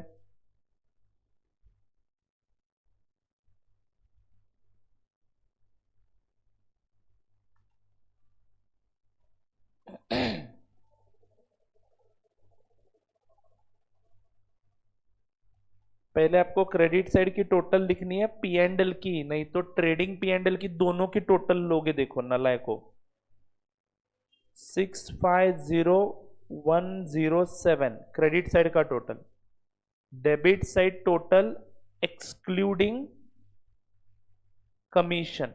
कमीशन एक ही एक्सपेंडिचर छोड़ के बाकी सारे खर्चों का टोटल पी एंड एल के 186,650 बराबर है क्या दोस्तों? ये 650,107 में ब्रांच का प्रॉफिट भी है और एचओ का प्रॉफिट भी है। हमें दोनों प्रॉफिट पे देना है कमीशन। Is it right? हाँ, तो नेट प्रॉफिट बिफोर कमीशन 463,457 आता है। Is it right? फिर कमीशन आएगा at the rate of 10/110 of NPBC. Correct है ना? 42,132 and net profit after commission आता है 421,325।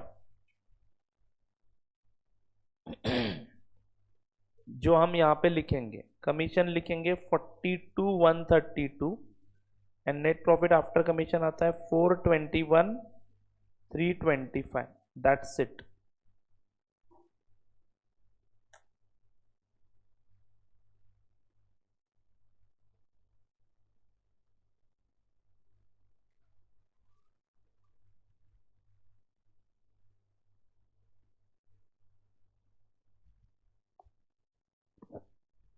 डन। चलो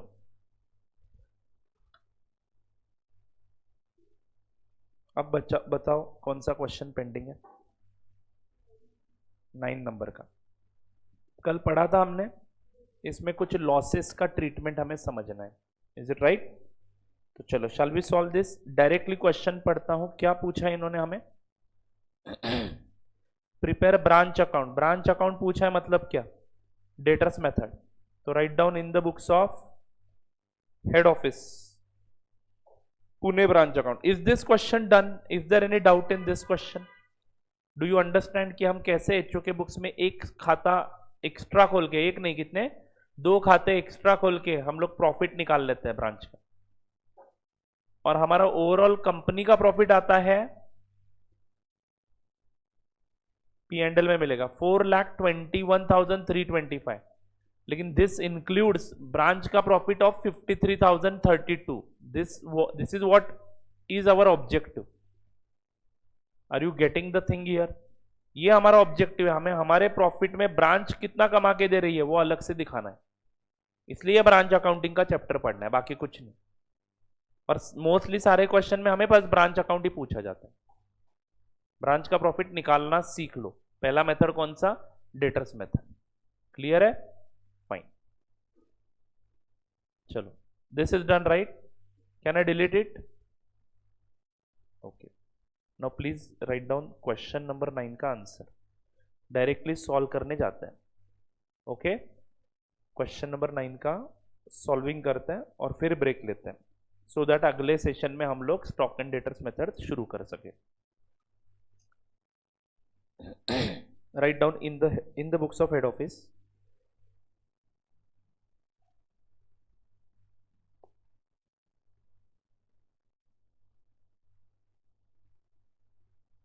पुणे ब्रांच अकाउंट।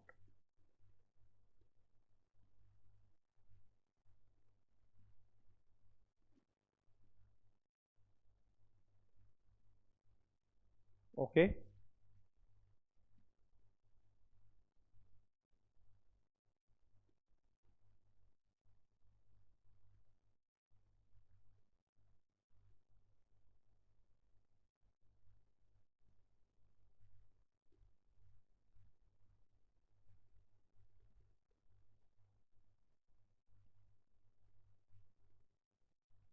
चलो शुरू करते हैं. Let's start with the opening balances. Okay. Stock at branch on 1st Jan 2018, 10,000 rupees. लिख देंगे.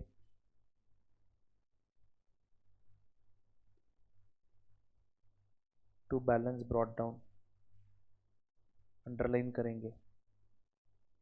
पहला लिखेंगे स्टॉक 10,000. डेटर्स का बैलेंस ऑन 1st January 18, 4,000.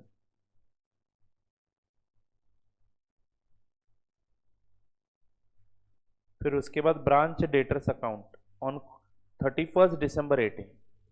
दोस्तों ब्रांच अकाउंट में यहाँ पे लिखना शुरू कर देते हैं. By balance carried down.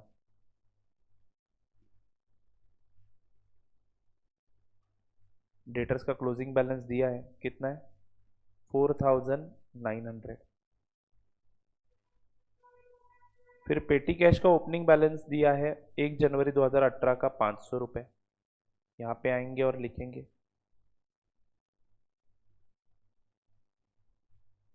पेटी cash how much? 500 rupees. Furniture का भी ओपनिंग बैलेंस दिया है इन्होंने 2,000 रुपये.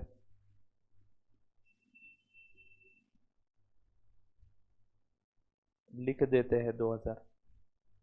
प्रीपेड इंश्योरेंस है 1 जनवरी 2018 को, opening balance 150. Prepaid insurance is asset.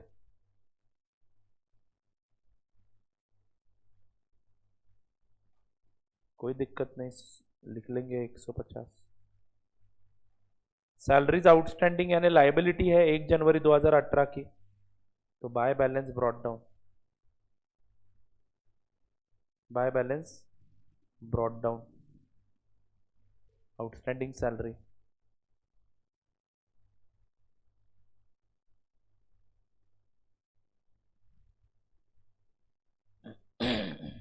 How much?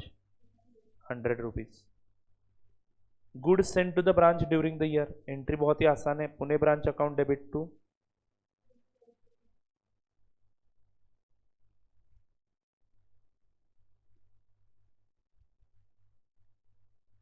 80,000.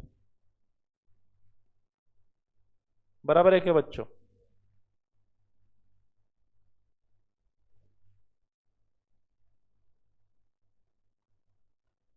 चलो जी आगे बढ़ता हूं.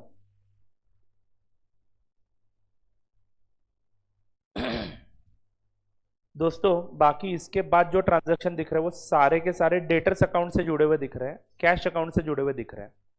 अब सवाल ये बनता है कि हमें cash and debtors account, memorandum cash and memorandum debtors account बनाने की जरूरत है कि नहीं है. उसके लिए हमें पूरा क्वेश्चन देखना पड़ेगा. इन्होंने क्लोजिंग कैश का बैलेंस कहीं पे दिया नहीं है, ना ही इन्होंने amount remitted by the branch to the head office दी है. Is this point correct? देखो जरा, cash paid by the branch ये डायरेक्टली डिपॉजिटेड है. Cash send to the branch for expense ने एचओ नहीं सेंड किया ये, यानी मेमोरेंडम कैश अकाउंट भी बनाना पड़ेगा, मेमोरेंडम डेटर्स अकाउंट भी बनाना पड़ेगा हमें यहाँ पे. Is it right my friends? अरे बोलो. चलो तो वर्किंग नोट में हम लोग बना देते हैं memorandum cash account and memorandum debtors account.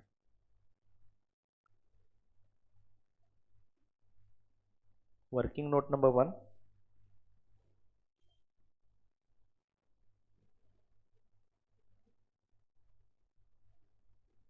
Memorandum debtors की जरूरत है क्या? एक मिनट है, जरा क्वेश्चन ठीक से पढ़ लेता हूं. आगे क्या क्या दिया है? क्लोजिंग डेटर दिया है. एक मिनट, क्लोजिंग डेटर दिया है ना, लिखा ना हमने.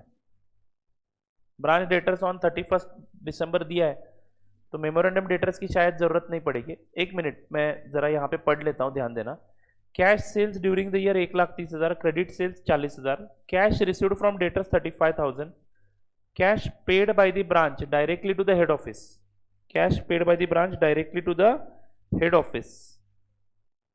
ये कलेक्शन फ्रॉम डेटर्स है, रिकॉर्ड कर लेंगे. यानी ये 2,000 डायरेक्टली एचओ को मिलेंगे, बट कम कौन होगा? ब्रांच अकाउंट क्रेडिट कर देंगे. Is it right? Discount allowed to debtors, ठीक है. Cash send to the branch for expenses, ये तो अलग किस्सा है. annual insurance paid by the head office, goods returned by the branch, goods returned by the debtors, stock का balance 5,000 रुपए, पेटी cash spent bye the branch 850, यानी पेटी कैश का बैलेंस भी निकालना पड़ेगा हमें, and provide depreciation on furniture eight the rate of 10%। ठीक है, तो अकाउंट बनाते हैं, डेटर्स अकाउंट भी बना देते हैं, चलो दिमाग को परेशानी नहीं, इज इट राइट। तो मेमोरेंडम कैश अकाउंट ये अलग बना रहे हैं हम लोग, एंड पेटी कैश अलग बनाएंगे।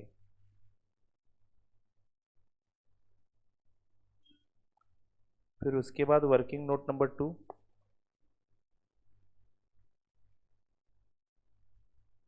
मेमोरेंडम पेटी cash account.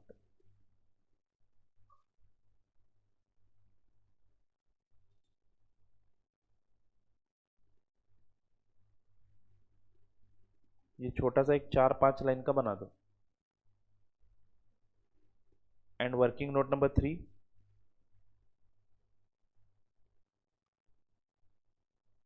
Memorandum debtors account.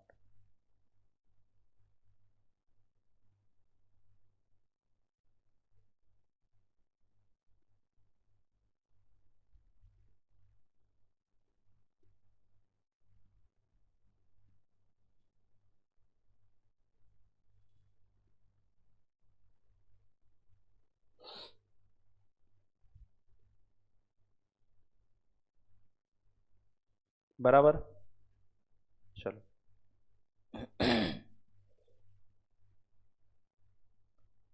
तो जो ओपनिंग बैलेंसेस हमने रिकॉर्ड किए हैं उसमें से कुछ बैलेंसेस उन अकाउंट्स में भी जाएंगे, जैसे कि पेटी कैश कितना 500 रुपए का बैलेंस। तो प्लीज़ आ जाइए, मेमोरेंडम पेटी कैश में लिखिए to balance brought down 500। Memorandum debtors में opening balance to balance brought down, debtors का ओपनिंग बैलेंस है यहाँ पे दिया हुआ, देखो 4,000, is it right. And closing balance है 4,900।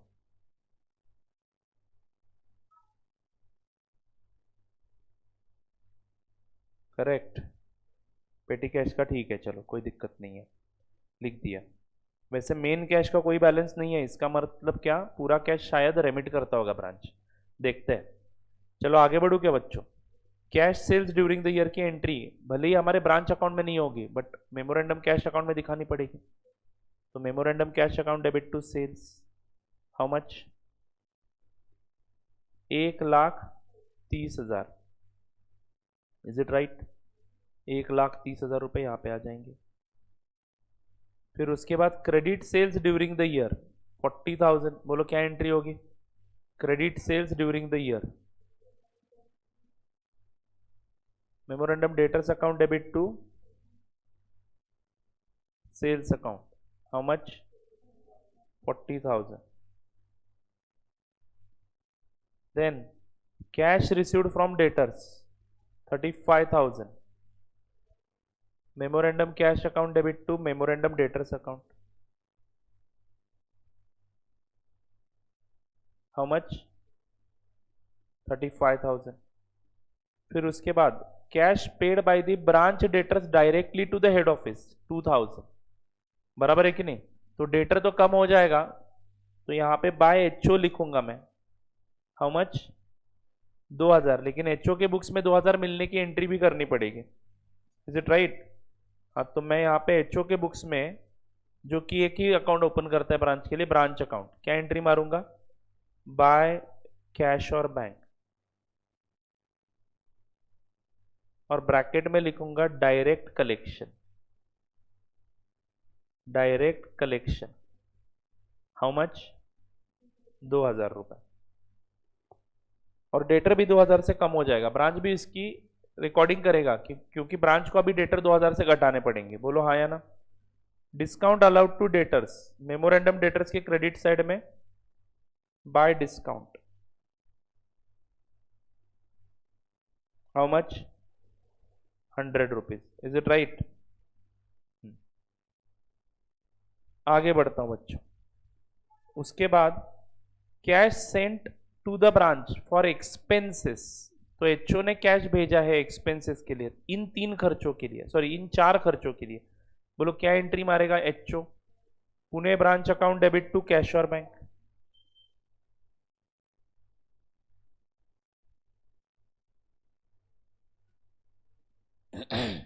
इनर कॉलम में लिखता हूं मैं, रेंट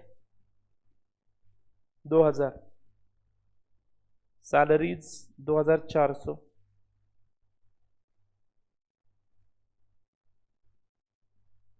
देन पेटी कैश 1000,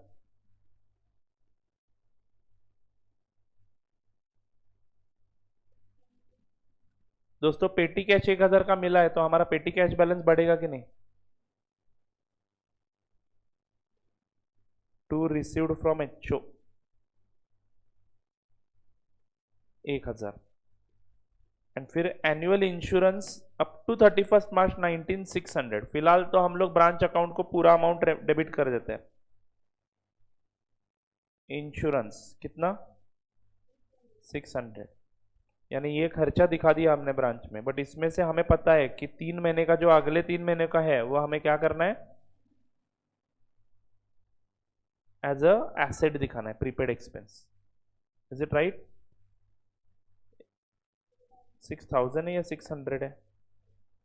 ये टोटल ऐसा कैसे निकाला मैंने? 6000 बराबर है। हाँ जी, 600 रुपये समझ में आया। अब इस 600 में पीरियड कौन सा ही है? आप चाहिए तो एग्जाम्पल में लिख के रखिए, 1 अप्रैल 19 टू 31 मार्च 19 का इंश्योरेंस सही है। एनुअल इंश्योरेंस बोला ना, एनुअल को स्टार मार्क करके रखना। ओके, हमारा अकाउंटिंग ईयर बीच में ही खत्म होता है ना, कौन से तारीख को? 31 दिसंबर 2018 को खत्म होता है। तो अगले 3 महीने का खर्चा गलती से आपके ब्रांच में डेबिट हो गया ना, तो वो प्रीपेड करके दिखाएंगे। अब इसको रिवर्स करने की जरूरत नहीं है। अब यहां पे क्या लिखेंगे? Prepaid insurance. समझ में आया क्या? कैलकुलेशन दिखाओ, 600 डिवाइडेड बाय 12 महीने का ये इंटू 3 महीना। आई बात समझ में? तो 150 रुपीज यहां पे आ जाएंगे प्रीपेड इंश्योरेंस के। इतना ही एडजस्टमेंट है।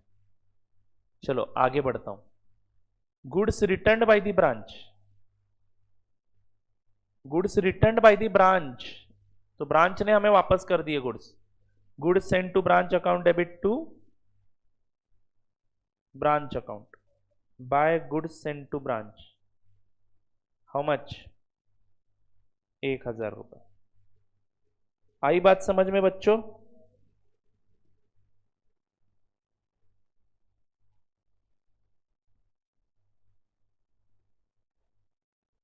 Correct. Next, goods return by debtors 2000 रुपए, डेट मेमोरेंडम डेटर्स के क्रेडिट में by sales return 2000। Closing stock on 31 December 18 5000 रुपए। तो दोस्तों यहां पे लिखूंगा क्लोजिंग स्टॉक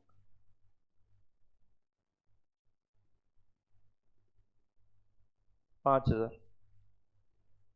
पेटी cash spent bye the branch, ये ब्रांच का ट्रांजैक्शन है बच्चों, 850 रुपए खर्च करने का। तो बाय एक्सपेंस 850, हमें बैलेंस से मतलब है। Let's calculate the balance.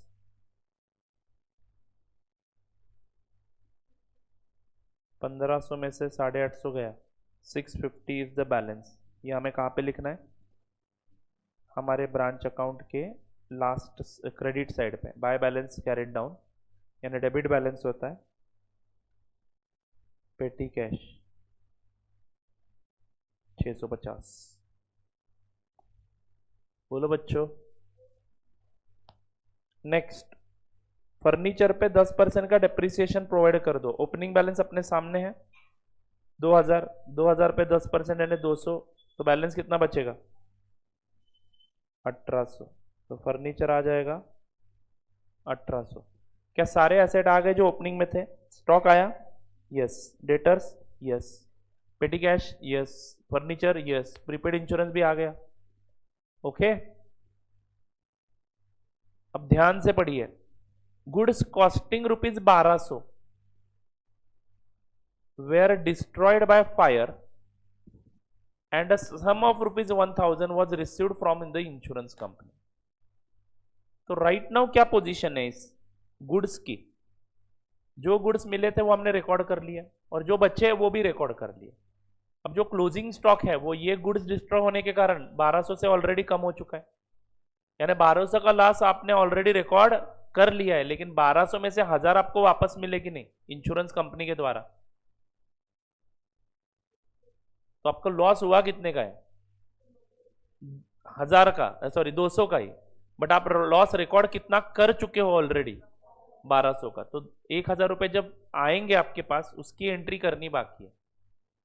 तो एक तो ये मिले हैं, रिसीव्ड बोला है, सॉरी रिसीव्ड बोला है मतलब मिल गया है पैसा, तो हमारा बैंक अकाउंट डेबिट होगा। क्रेडिट कौन सा करेंगे? क्रेडिट कौन सा करेंगे? Branch account. Branch account credit कर देंगे। आर यू गेटिंग इट और नॉट? क्योंकि 1200 से स्टॉक आपने कम कर दिया है तो 1200 से प्रॉफिट घटा कि नहीं आपका? बात पकड़ में आ रही ना? ये क्लोजिंग स्टॉक जो यहाँ पे दिखा रहा हूं मैं 5000 रुपए का, इसमें ये 1200 की कॉस्ट है क्या? जो goods send to branch debit में दिख रहा है ब्रांच अकाउंट के, यानी जो एचओ ने गुड्स भेजे थे वो तो हमने पूरे के पूरे दिखाए, और उन्हीं भेजे हुए गुड्स में से 1200 कॉस्ट की गुड्स लॉस बाय फायर है। आर यू गेटिंग इट और नॉट?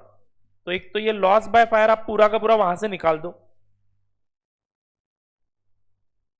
और इसको आप सेपरेटली दिखा के 200 रुपए का नुकसान अपने P&L में भेज दो। कैसे बताता हूं, दो ऑप्शन है। ऑप्शन नंबर 1 बता रहा हूं, सिंपली आप यहां पे 1000 रुपए की रिसीट रिकॉर्ड कर लो। सिंपली आप यहां पे कितने की रिसीट रिकॉर्ड कर लो? 1000 रुपए की रिसीट रिकॉर्ड कर लो। Are you getting this? तो उस केस में क्या हो जाएगा? 200 रुपए का लॉस अपने आप रिकॉर्ड हो जाएगा, क्योंकि यहां पे कहीं ना कहीं इस 80,000 में वो 1200 की कॉस्ट आई है और 1000 रुपए की रिकवरी हो गई, तो 200 रुपए का नुकसान हो गया, अपने आप आ गया इसमें। नहीं तो आप यहां से पूरे के पूरे 1200 निकाल दो। क्या एंट्री मारेंगे? बाय गुड्स लॉस्ट इन, क्या है, फायर है या ट्रांजिट है? हाँ, by goods destroyed by fire. कितना? 1200। एक अकाउंट खोलेंगे नया वाला और उस अकाउंट में 1000 रुपए आए हैं ऐसा दिखाएंगे, और वहां पे आ जाएगा 200 रुपए का प्रॉफिट या लॉस। 200 का लॉस आ जाएगा, वो P&L को भेज देंगे डायरेक्टली। लेकिन जब आप लॉस P&L को भेज रहे हो तो व्हाट डज इट मीन कि ये जो लॉस है वो कौन बियर कर रहा है? एचओ बियर कर रहा है। इनके प्रॉफिट पे कोई इंपैक्ट नहीं होगा। इनका प्रॉफिट 1200 से अभी जो बढ़ के नहीं दिखने वाला था वो बढ़ के दिखना शुरू हो जाएगा। Are you getting it? समझ में आ रहा है? तो लॉस कौन बियर कर रहा है उसके ऊपर ये डिपेंड करता है कि ट्रीटमेंट कौन सा फॉलो करना है। क्वेश्चन अभी साइलेंट है तो आप लोग क्या बोलते हैं इसको, आप लोग एजम्पशन कर लो। सिंपली 1000 रुपए का रिसीट दिखा दो, 200 का लॉस ब्रांच के बुक्स में, ब्रांच के अकाउंट में आ जाएगा, यानी ब्रांच ने वो लॉस बियर कर दी। नहीं तो आप इसको 1200 से रिकॉर्ड कर लो, बात खत्म। उस केस में क्या हो जाएगी entry? By loss due to fire. मैं ये लॉस एचओ बियर कर रहा है ऐसा मान रहा हूं, ठीक है? तो क्या एंट्री मारेंगे हम यहां पे? By goods destroyed by fire.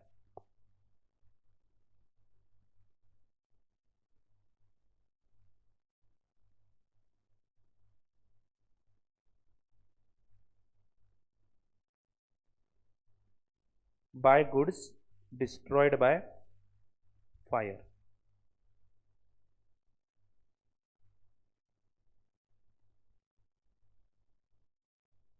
हाँ जी, कितना रुपए लिखो यहाँ पे?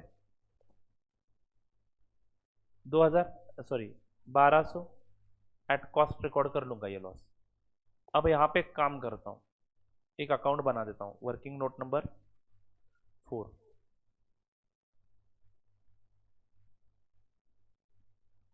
Goods destroyed by fire account.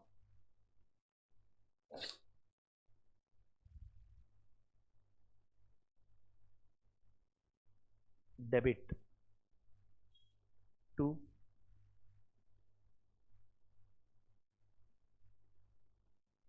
Goods destroyed by fire account debit to क्या loss due to sorry branch account how much 1200 इसके बदले मिलेंगे कितने एचओ को 1000 बाय कैश 1000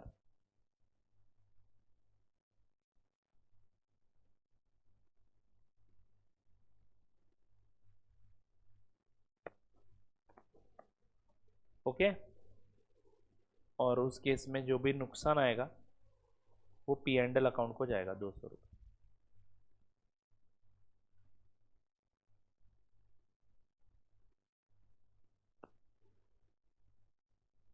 ये पैसे वैसे मिले किसको है वो भी बताया नहीं है तो ऑब्वियसली एचओ को मिलेंगे ऐसा मान के मैं सॉल्यूशन दे रहा हूँ मॉड्यूल में इसका ऑल्टरनेटिव सॉल्यूशन है वो भी डिस्कस करेंगे मॉड्यूल का ही क्वेश्चन है नहीं है आरटीपी का क्वेश्चन क्या हुआ है वहां पे डिस्कशन करते हैं तो दोस्तों समझ में आया आपको डू यू अंडरस्टैंड दिस हाँ तो उसके हिसाब से हमारा प्रॉफिट बदल जाएगा अब सिर्फ एक ही चीज बच गई है कौन सी कैश कितना भेजा रेमिट कर दिया इज इट राइट दोस्तों ये 35,000 कलेक्शन की एंट्री यहाँ पे पहले कर दो डेटर से 35,000 आए थे ना memorandum cash account debit to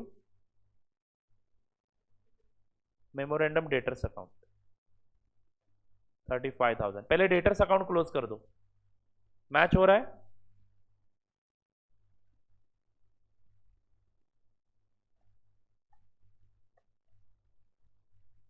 $44,000 total आ रही है क्या दोनों साइड की मतलब डेटर्स में कोई प्रॉब्लम नहीं है डेटर्स का पूरा अकाउंटिंग हो चुका है अब दोस्तों 35,000 प्लस ये 1,30,000 टोटल कितना आता है 1,65,000 1,65,000 और ये 165 ब्रांच किसको रेमिट करेगा एचओ को एचओ रेमिटेंस हाँ जी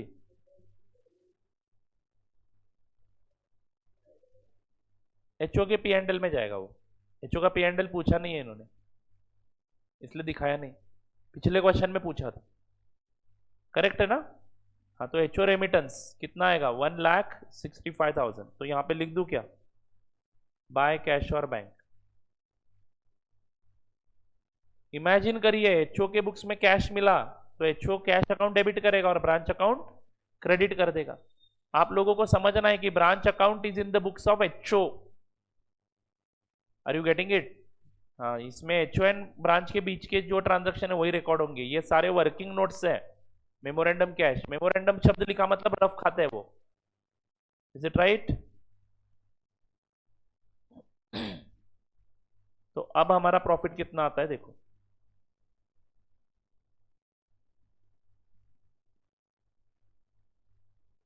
ये कैश और बैंक में रेमिटेंस लिखता हूं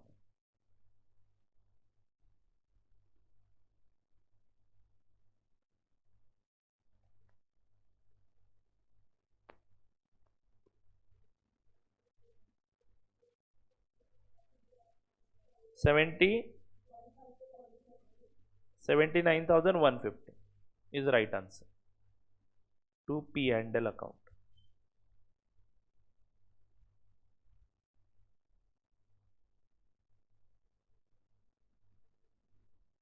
ओके बच्चों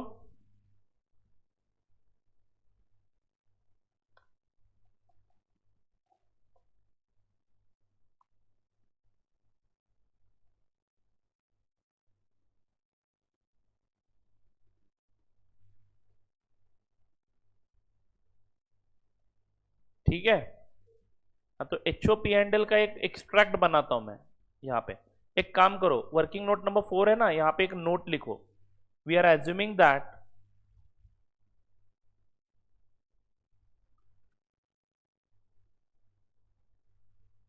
loss by fire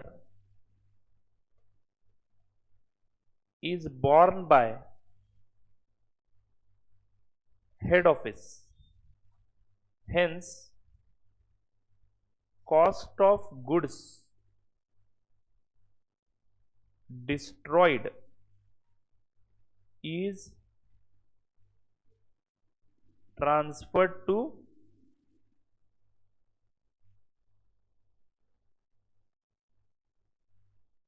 a separate account.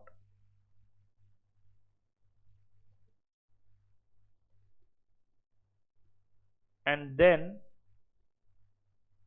loss after considering receipt,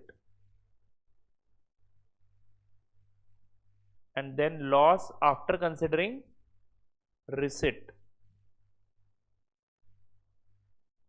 is borne by HO, P and L. Okay, now I am opening HO P and L का extract.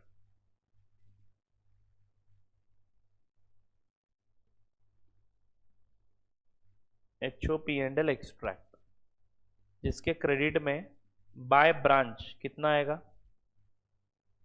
79,150. बोलिए मित्रों 79,150. And debit में कितना आएगा to loss by fire 200. तो net profit कितना दिखेगा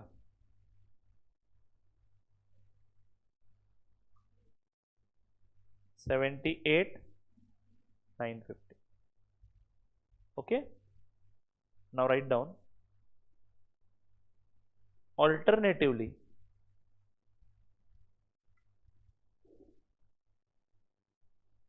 branch can also bear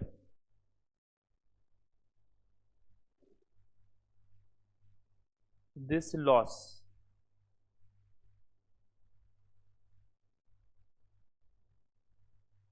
and in that case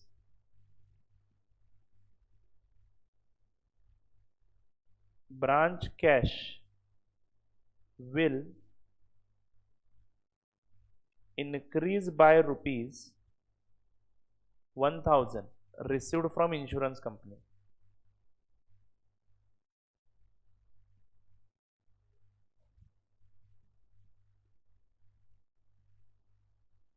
branch cash will increase by rupees 1,000 received from insurance company. यानी वो इंश्योरेंस के पैसे भी ब्रांच के पास आ गए तो ब्रांच क्या एंट्री मारेगा branch cash account debit to insurance claim या फिर branch account debit to insurance claim. बराबर है ना. हाँ, तो ब्रांच का कैश 1,000 रुपए से बढ़ जाएगा तो remittance will also increase by 1,000. So remittance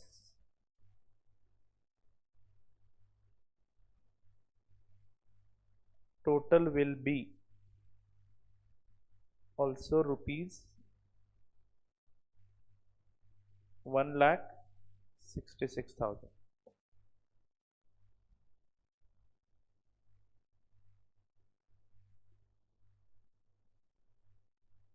Effect of loss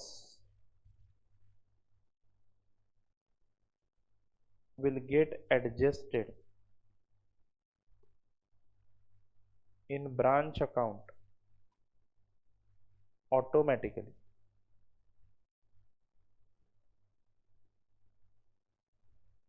Effect of loss will get adjusted in branch account automatically. Okay, तो उसका मैं एक्सट्रैक्ट आपको बना के दिखाता हूं. आप लोग जरा इसको समझने का प्रयास करो. एक्सट्रैक्ट बनाता हूं मैं यहाँ पर. ये ब्रांच अकाउंट है. To goods send to branch. बच्चों कितने रुपए के गुड्स सेंड टू ब्रांच है 80,000, जिसमें से मैं 1,200 को बस सेपरेट करता हूं. बराबर है ना. ये गुड्स डिस्ट्रॉयड बाय फायर का कॉस्ट है. बराबर है क्या. एंड बाय रेमिटेंस, अगर ब्रांच के पास वो 1,000 कैश चला गया इंश्योरेंस कंपनी से आया हुआ तो रेमिटेंस कितने का होगा 166 का हो जाएगा. अभी 165 का है ना, 1,000 से बढ़ जाएगा 166 का हो जाएगा. 166 में 165 तो आपको समझ में आ जाएगा. 1,000 कौन सा है इंश्योरेंस का है. ओके, तो दोस्तों ये 1,200 का डेबिट एंड 1000 का क्रेडिट, ये आपको क्या दर्शा रहा है यहाँ पे? 200 का loss. So in this case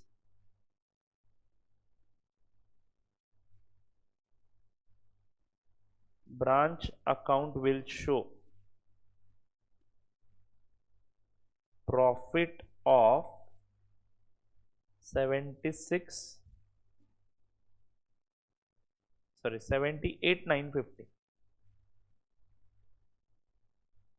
78,950 लिखा कि नहीं लिखा? हाँ, सब लिखना है. बाद में ये क्वेरी आएगी, उसका सॉल्यूशन दे के रख रहा हूं मैं आपको. तो मॉड्यूल में ये मेथड यूज किया है आरटीपी में, बट मैं बोलता हूँ आप लोगों को मैंने जो पढ़ाया वो वाला यूज करो. एचओ ने बियर किया ऐसा समझ लो, क्योंकि आगे के क्वेश्चन में वही एजम्पशन होने वाला है, तो कॉन्फ्लिक्ट नहीं चाहिए हमें.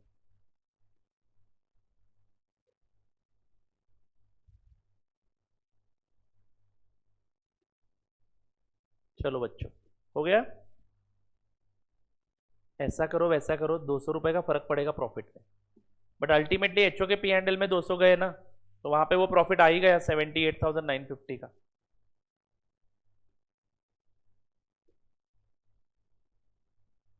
चलो, तो ब्रेक लेते हैं. ब्रेक के बाद हम लोग अगली मेथड की तरफ बढ़ेंगे, स्टॉक एंड डेटर्स मेथड. ठीक है?